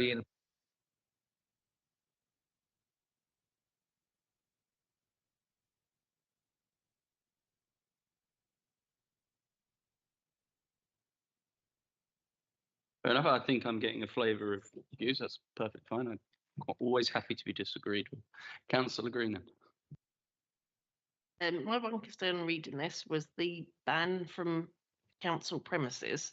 Obviously, it depends the reason why the councillor is banned. Obviously, it was serious violent offence or something, you would have them banned. But I'm just thinking, you know, we live in a democracy, people have the right to speak. If that councillor's banned from premises, they couldn't come to the town hall, they couldn't ask questions at council meetings, they couldn't access the gateway if they needed some advice. You know, it would have bigger implications rather than them acting in their council role. But you know, for them personally, that would have implications if we were to ban them from all Maidstone premises. I think that's a fair observation, and yeah, we should consider that in responses, because I mean, we're not necessarily talking about anything that meets the bar for a criminal investigation here. And yes, I agree, we shouldn't impose sanctions that would cause someone to no longer be able to conduct themselves in the manner that a normal member of the public would. So I'm sure we would have to make sure that the safeguards cover that sufficiently. In terms of the available options, are members happy that, as suggested earlier, a consultation response is drafted and sent round for consideration? There will have to be quite a tight timetable. The consultations as they stand don't seem to call for formal responses from authorities, but I did feel that it would be appropriate for the committee to respond, and hence why I asked this to be on the agenda. Is that so? Option 2 is, yeah, so have a second. Members agreed? Thank you very much.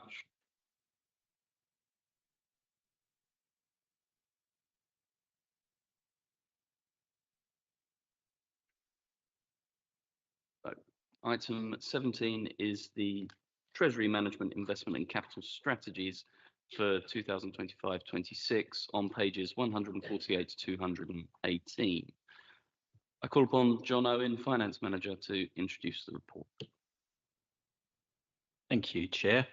For those members that attended the briefing earlier through Link Asset Services, I hope you found it very informative and useful, and yeah, which hopefully help you to sort of consider this part of the agenda. So yeah, thank you for coming along.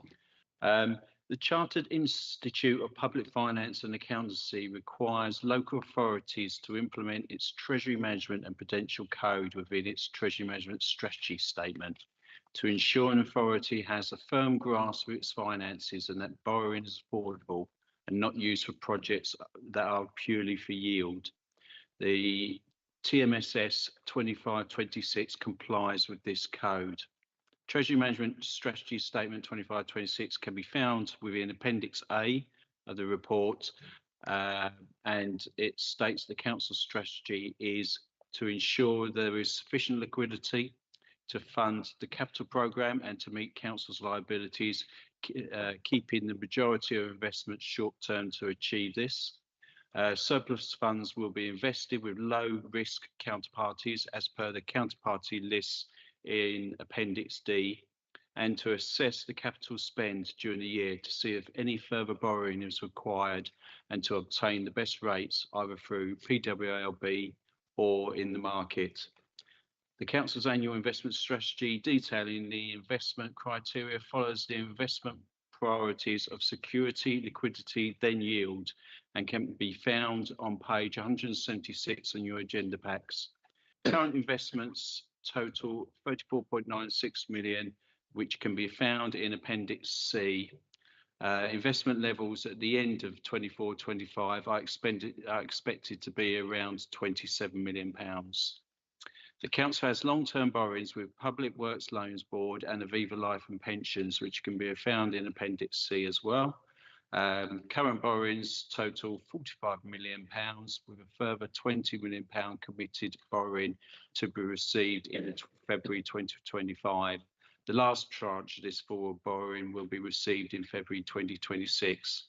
However, the Council will require total borrowings of £375 million over the next 10 years to fund the current capital programme. The council will review the market and PWLB rates to ensure best value for the council. As the council will be moving towards the housing revenue account, the PWLB do provide lower rates for this purpose, which the council will explore. The capital strategy, including investment strategy, can be found in Appendix B. The proposed capital programme is being discussed at Cabinet on the 5th of February, which shows a programme totalling of £458 million over the next 10 years.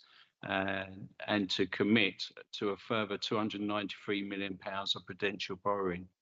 Realistically, the capital programme does tend to slip, so this level of borrowing will change each year. The capital programme can be found on page 205 of your agenda pack. The council's capital finance requirement is expected to reach 386 million, so it's not anticipated the authority's borrowing limit will exceed this one.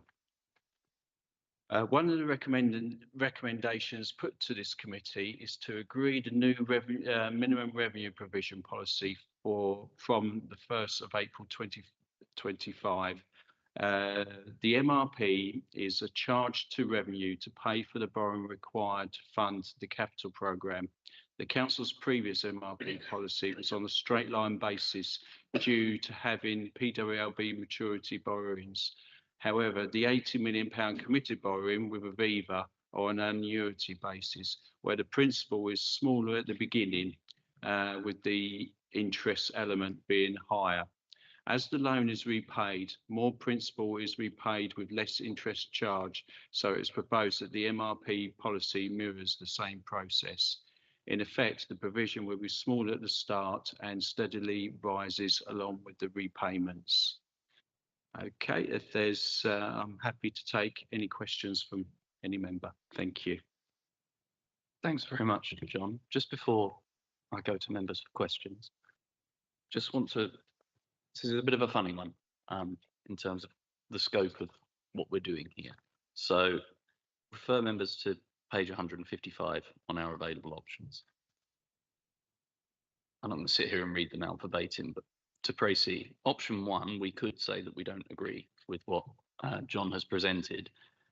If we were to do so and not provide a detailed alternative, because the council is required to have these strategies, we would de facto just accept them.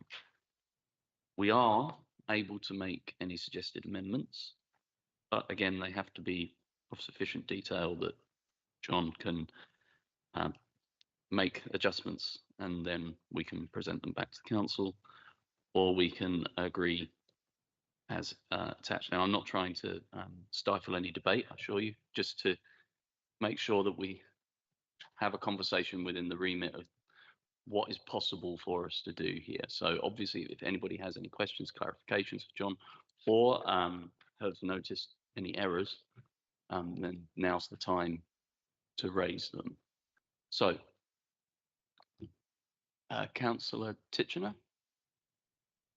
If I may, Chairman, looking at page 196, we are in difficult times at the moment, and it's always very difficult to know what to do with a capital programme. I'm not in a position to suggest how it should be cut or increased, but I think we ought to be conscious of what we're spending in these difficult circumstances.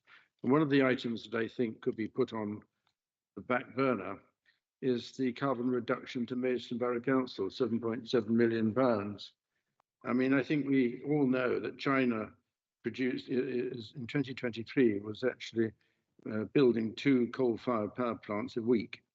And 35% of all global CO2 is China, and ours in the UK is 1%. I don't think this carbon reduction to Maidstone Borough Council is actually going to make the slightest bit of difference to the planet, and I think it could be put on the back burner until times are better. Thank you, Councillor Titchener.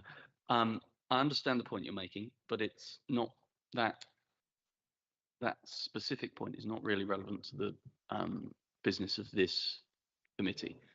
The policy advisory committees will give their opinion in that frame, and I do recall I sat as a substitute on one where such points as you've just raised were raised. I would also say that, as we discussed earlier today at the briefing, the capital programme is not set in stone. So I know that the Cabinet will be reviewing the capital programme in February. They regularly do, and it's incumbent upon them, on behalf of the council, to respond to changing circumstances. So something of the elephant in the room at the moment, of course, is the reorganisation of local government, and it is incumbent upon the Cabinet, following advice from officers, to make sure that they manage the capital programme appropriately to the kinds of financial liabilities that they could potentially be passing on to a successor council if that's the direction of travel. And I think by the time the Cabinet are next briefed, we may even have the response from the council on whether they've accepted Kent's application. So which I believe is due at the end of January. So just to give some context for how fluid the management of that can in fact be, and Councillor English, of course, a member of the Cabinet, so you can correct me if I've made any errors in my assessment of that. Clive, did you want to come back? The government said that they would make an announcement by about the 9th of February, which would spectacularly, handily, conveniently just a couple of days after our Cabinet meeting. So it may well be that we don't actually know. What I would say is that the capital programme is always under review for circumstances, but those will be policy decisions. I mean, it's the purpose of this committee to make sure that those policy decisions are properly and financially implemented correctly, not to actually make recommendations about the policy decisions themselves. However, well, they're based. Just technical point there. Thank you, Councillor English. Were there any other? I'm going to stick with this side for a moment, and then I'm going to come over here. Okay. So, any other, Councillor Cooling? Did you? Thank you. It's a replay of a little bit of the pre-meeting, but presumably we have to think. Well, if we're thinking either Maidstone stays independent or is combined with others, either way, a degree of prudence might be appropriate, given the way the economic winds are going in this country and maybe in the world. And as John said earlier on, this council has got a history of aspirational capital investment programs then having to be delayed. So is it not appropriate, when we got such potential headwinds, not for the officers to revise downwards the capital plan, but for the Cabinet to actually take the view that it would be appropriate in these times to actually rein in aspirations and see what happens over the next, making this up next year, as the US government settles in, as this government settles in, and let's have a bit of caution, because at the moment, and I think I did see the factor somewhere else, and Mark will correct me, but if the capital programme, if the CapEx programme as envisaged does actually go ahead, then by the end of the 5-year period, I think I read that it's 20% of, I think it was revenue, will be absorbed by interest payments. That feels very heavy when there's great uncertainty about bank rate, and we heard that it may go north. I would have thought that we need to send a message. If we're here to review, or are we here just to tick, we should send a message that we are nervous about the capital programme, not necessarily questioning individual components, but actually saying that we're worried about its total and its profiling given the current economic circumstances. And if this committee doesn't say something like that, then we're complicit in the actual capital programme perhaps going ahead as is, and then making the risk level of this council greater than it is at the moment. So I recommend, I've got no vote on this, I recommend to this committee that we actually I think it is option 3, but with a recommendation that a greater notice is taken of the winds in this world, and that we actually induce a bit of caution in the pace and scale of the capital programme. Thank you. Thank you, Councillor Cooley. Again, in terms of what this committee is here to do, it is to satisfy itself on behalf of the council that the framework within which these decisions are taken is appropriate and the safeguards are there. So Mr. Green and his team are bound by the limits of what can be done with prudential borrowing, and are obligated to recommend that borrowing is within the realms of what would be prudential for the council to do. Mark can give more detail if you would like it. Individual members of this committee may be uncomfortable with the capital programme, but as I say, essentially what we are being asked tonight is, are we happy that there are sufficient oversight and safeguards? So, for example, there have been instances where councils have overridden their officers and they have decided to pursue capital expenditure that they have been advised would increase the risk to the council. Were such a set of circumstances to arise here at Maidstone, I would be perfectly comfortable to take back to the council that the audit committee did not feel that it was prudent to go against the advice of officers and so on and so forth, as I think you and I have discussed outside of meetings in the past. But that's really the limit of this committee's power and influence, for want of a better description, as I understand it.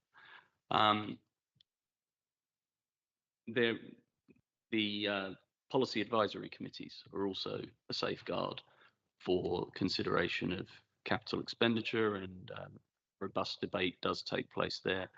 As I said earlier, the capital programme is fluid, and there are a number of checkpoints at which Cabinet and indeed Council may reconsider whether they're going to proceed. As I understand it, aspects of the decarbonisation project are already under review on those grounds because of changes to the cost assumptions. But I'd invite Mark if you wanted to add anything at this point. Yes, I would endorse what the Chair has said. What the Treasury Management Strategy does is set out how the Council's activities will be funded. What we do quite separately is make sure that individual capital schemes meet the prudential requirements, and I'd refer you to page 201 about developing capital expenditure proposals. So anything in the capital programme has to get approval from members, and it has to demonstrate that there's a business case behind it, that the council is justified in spending the money. I absolutely take the point that the council needs to be prudent, not to spend money on schemes that don't pay for themselves. But that is dealt with separately. That's not part of what the Treasury Management Strategy is doing. I understand, though, absolutely the need for caution in a high interest rate environment. The fact that we've got to be mindful that this council may not be here in 5 years' time, and we need to hand a good balance sheet over to our successor authority. Nobody would thank us if we had spent all the council's money and frittered away the council's assets.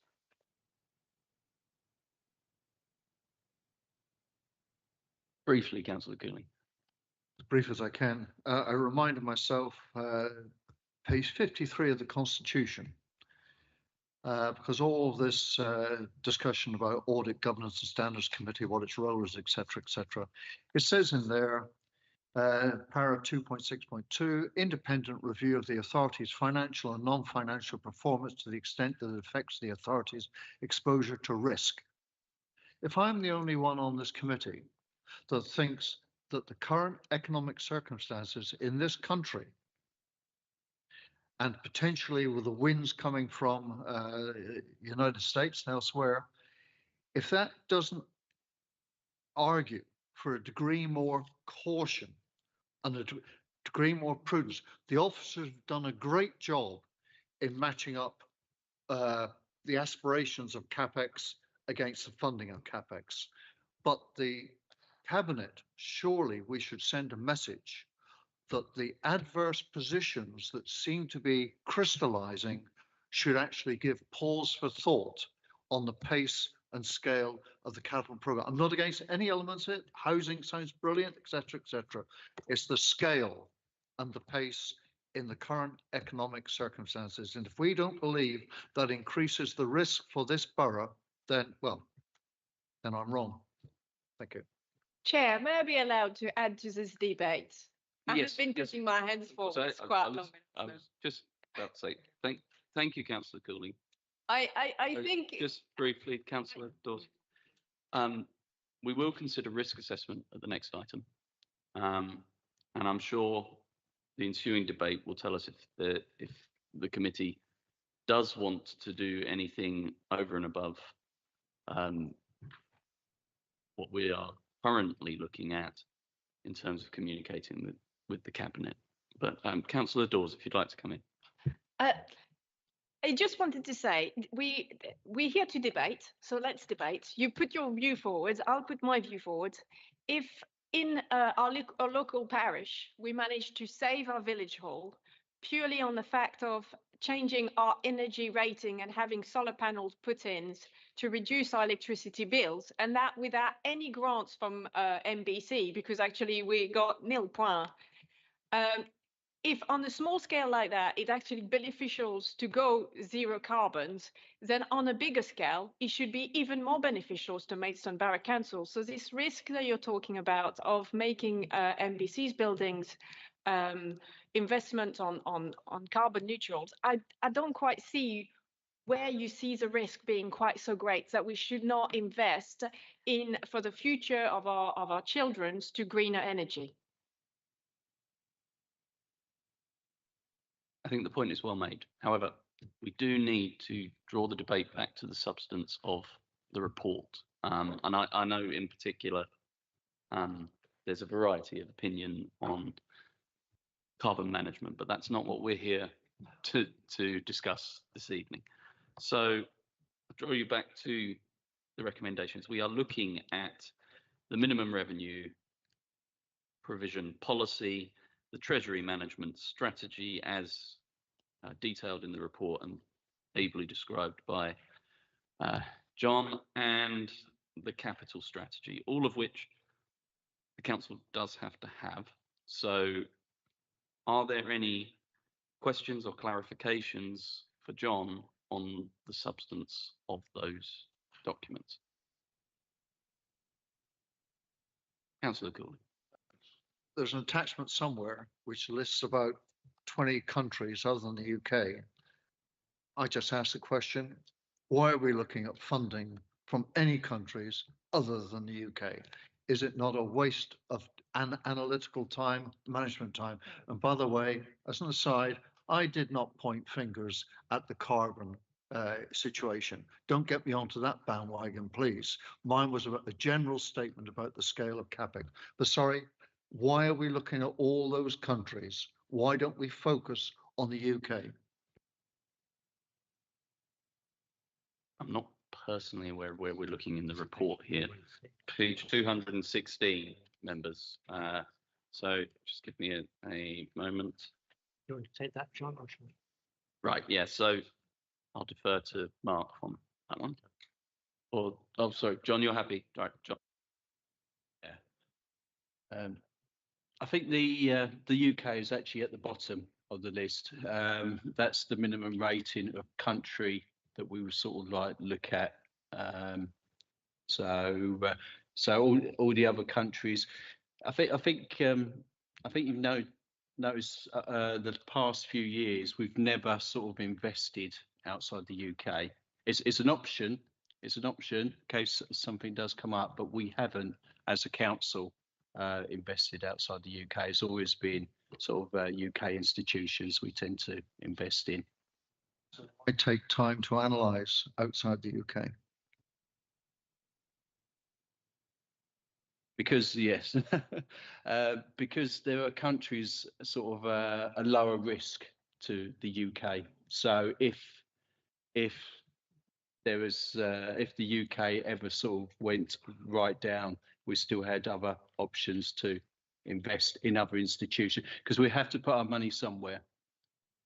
Yeah, I'll stop now. You're looking for sterling denominated funding from multiple countries, including the UK. And if you had this here as an argument why you could consider taking funding from the subsidiary of a foreign bank, I might go for it. But I just see in here a lot of analysis by somebody, or we're paying for analysis. And if you've never used it, I ask why, but then I will shut up. That's not, those countries are not where we take funding from. That's where we invest. That's what that's talking at, rather than actually taking the money from. So it's just places where we could actually invest funds. I'll get your point. I'll get your point. Yeah, they're on there because there's a ranking of where the countries are and how they're sort of rated for credit worthiness, and we're sort of still quite high, but a little bit further down. So we've included the other countries because they are higher rated to the UK. Thank you, John. I mean, as I understand it, this is just part of financial risk management work. So I think there's been widely reported in recent years in our national media the status of our borrowing and investment changing vis-a-vis the ratings agencies. Councillor Trubinski, you wanted to come in? Thank you, Mr. Chair. Listening to both sides of the conversation, and Mr. Chair, I agree with you in that we're here to look at the strategy and how it's implemented.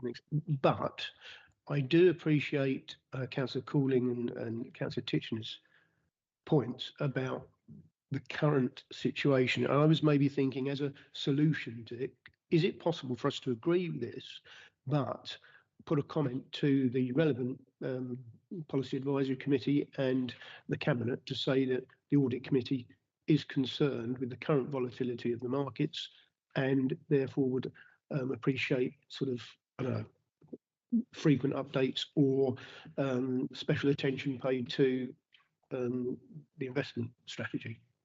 Something like that. Just a way of kind of getting over this, because we're going to be here all night otherwise, and she stop it. As I say, that's not really the remit of the committee, so it's not really substantive to what we're being asked to do here.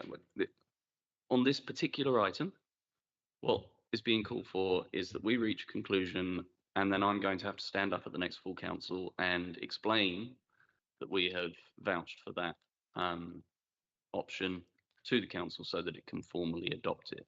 But what we are being asked about is the technical application of the strategies that have been outlined by the officers, not our opinion of the Cabinet's capital programme. All members are entitled to attend as visiting members to any policy advisory committee, to write to the chairs of any of the policy advisory committees and share those opinions if you wish. Non-voting members can also do so as members of the public at any time. But it's not on this particular agenda item for this particular committee what we're being asked to do tonight. Councillor Mackay, you wanted to come in.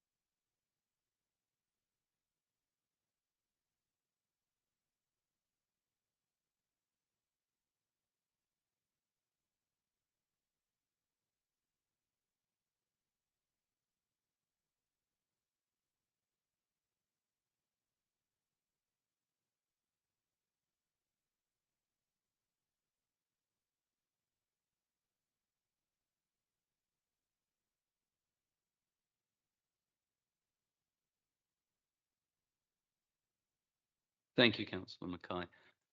So unless there are any specific questions for officers present about the specific content of the reports, I draw members' attention to option 3 on page 155, which on this occasion I shall read.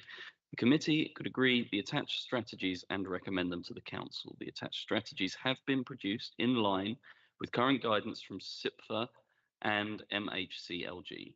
They have also been developed in line with advice and guidance from the council's Treasury Management Advisors, Link Asset Services. Link Asset Services provided a briefing for those that were able to attend beforehand. So given that the council is obligated to have such strategies, and unless we have any specific changes, I would like to move that we go ahead with option 3. So that brings us back to page 148. So I'll read them out. Apologies, it's a little long-winded. So that the committee shall agree that the revised minimum revenue provision policy be approved and recommended to council for adoption.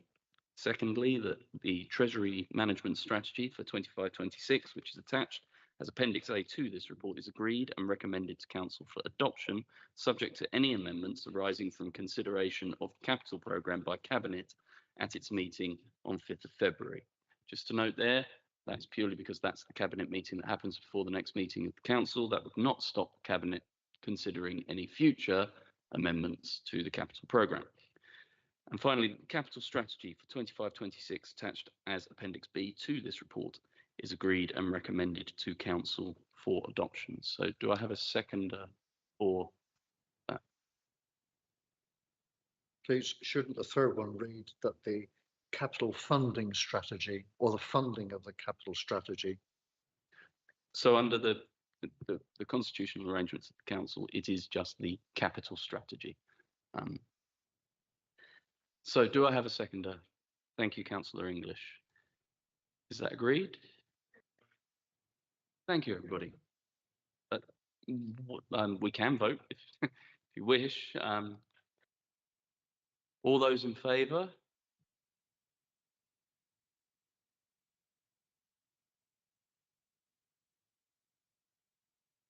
Opposed? And any abstentions? Thank you. Right. So that brings us to, oh, sorry, Councillor Green, I didn't. Yes, of course. Please do take a comfort break, members.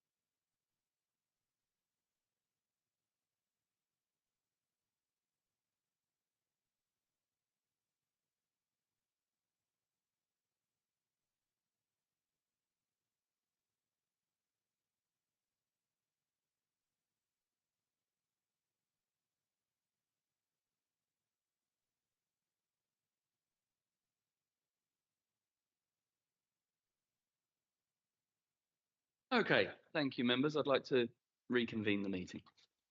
So we're moving on to item 20, second to last item on the agenda, which is the budget strategy risk assessment update that you'll find on pages 396 to 415 of your papers. Call upon Mark Green, Director of Finance, Resources and Business Improvement, to introduce the report. Thank you, Chair. As members know, I bring a report to each meeting of this committee setting out the budget risks facing the council, and it's always a dynamic situation. But particularly in the case of this report, quite a lot has changed over the past couple of months with the government's devolution white paper. Now, the council has a corporate risk register which will be addressing devolution and local government reorganisation in the broader sense, but this report is looking particularly at budget risks. And of course, at this stage, it's early days and we don't know exactly what course devolution and reorganisation will take. The approach that I suggest this report this budget risk register should take is to focus on Maidstone Council's financial position. There's lots of issues more generally, but just looking at Maidstone Council's financial position, the particular risk that I've suggested be added to the risk register is one about the capacity of the organisation, the level of work that's likely to arise because of the government's plans will be very significant, and I think that poses a risk. Apart from that, the other risks that you're already familiar with about budget pressures from temporary accommodation remain as strong as ever, unfortunately. I've also added a new risk about the quality homes element in the capital programme, because there's a risk around that, quite apart from risks generally with the capital programme, which is that the quality housing programme does depend on a revenue subsidy in order to provide affordable housing. And it's worth flagging up that it's only with that revenue subsidy provided through the Housing Investment Fund that the housing programme can be delivered. So that's the other new risk that has been added, two new risks on pages 402. But very happy to take comments and questions from members on the register. Thank you. Thank you, Mark. So what we're required to do here is to note the risk assessment. Again, in terms of the technical, we can either choose to note it or not, but not noting it won't really change the risk assessment is there. So are there any questions, comments on the updated risk assessment that is Appendix A 404 on your papers? Councillor Round. On the basis of Mark Green's very excellent report just now, and pronouncing the particular risk, I think I'm happy to propose these papers and agree them for noting.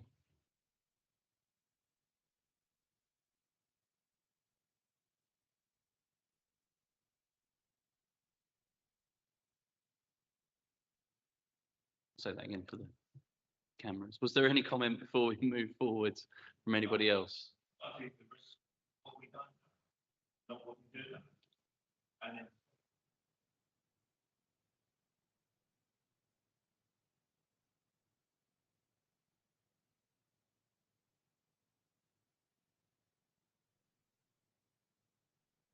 Councillor Titchin.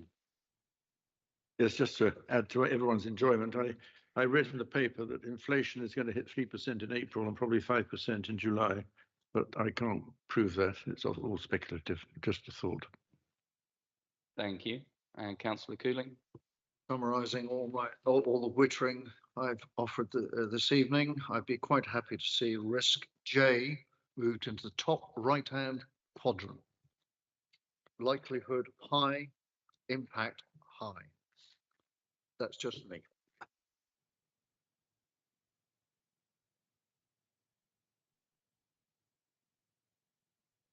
Duly noted, Councillor Cooling. So we have proposer and seconder members. Are we in agreement with the recommendation? Thank you.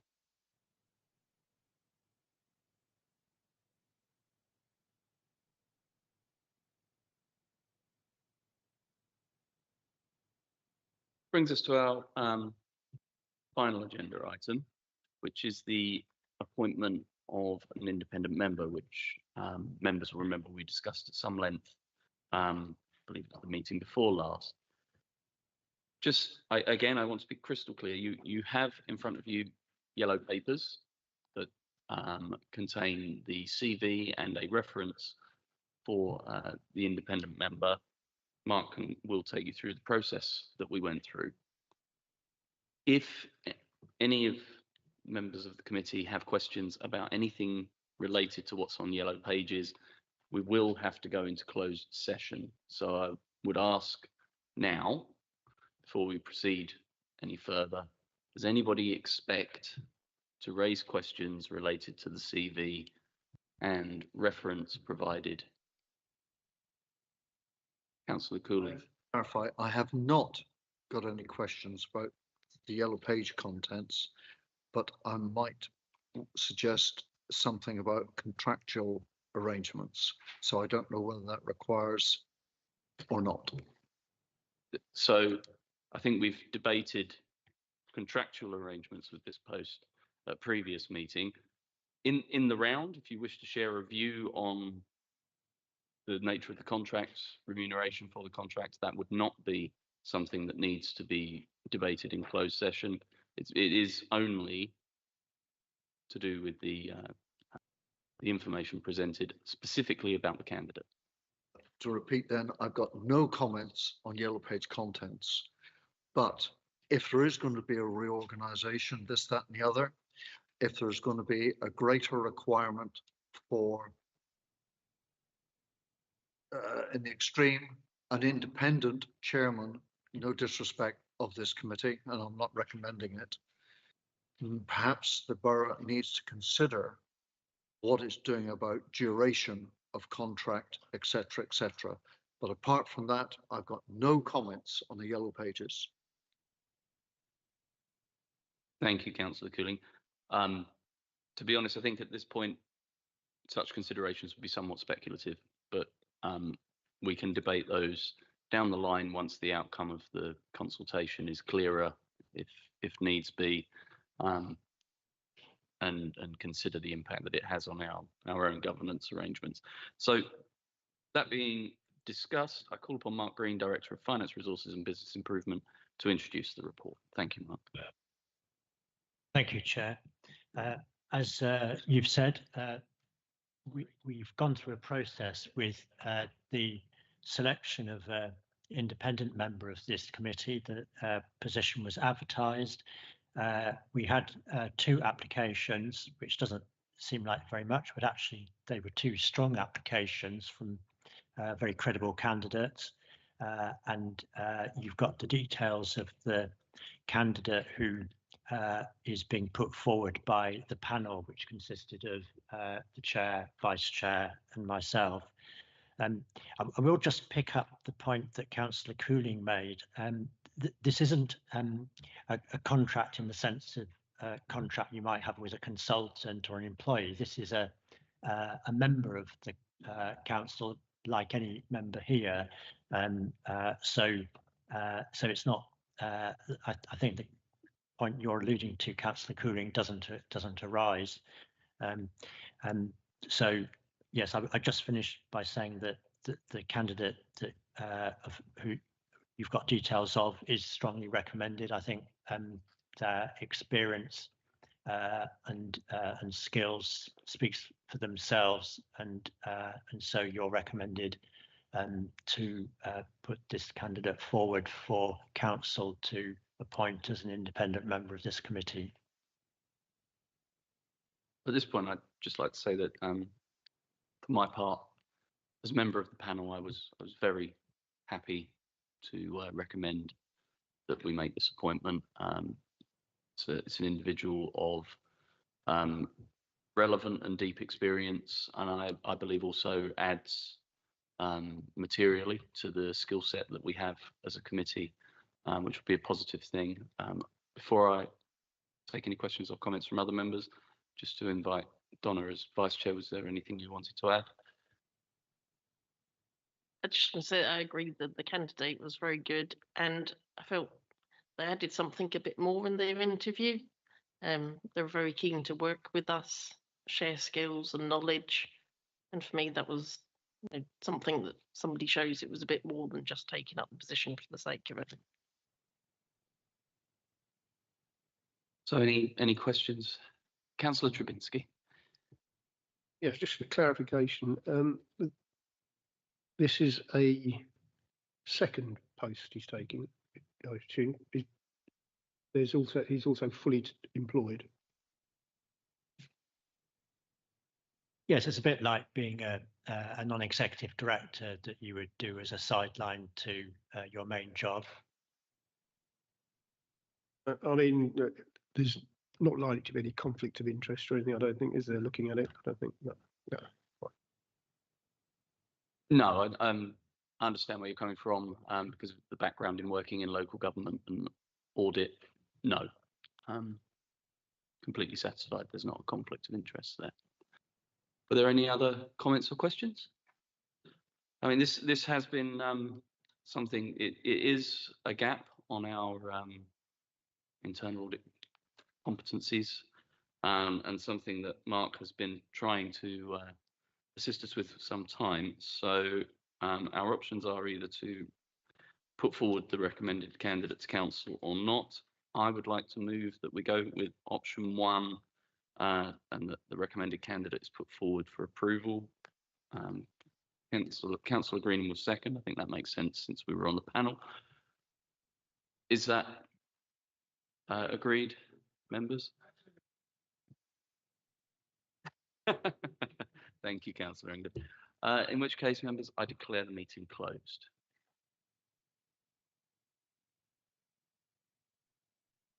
Just one note, please do ensure you leave the yellow pages on the desk.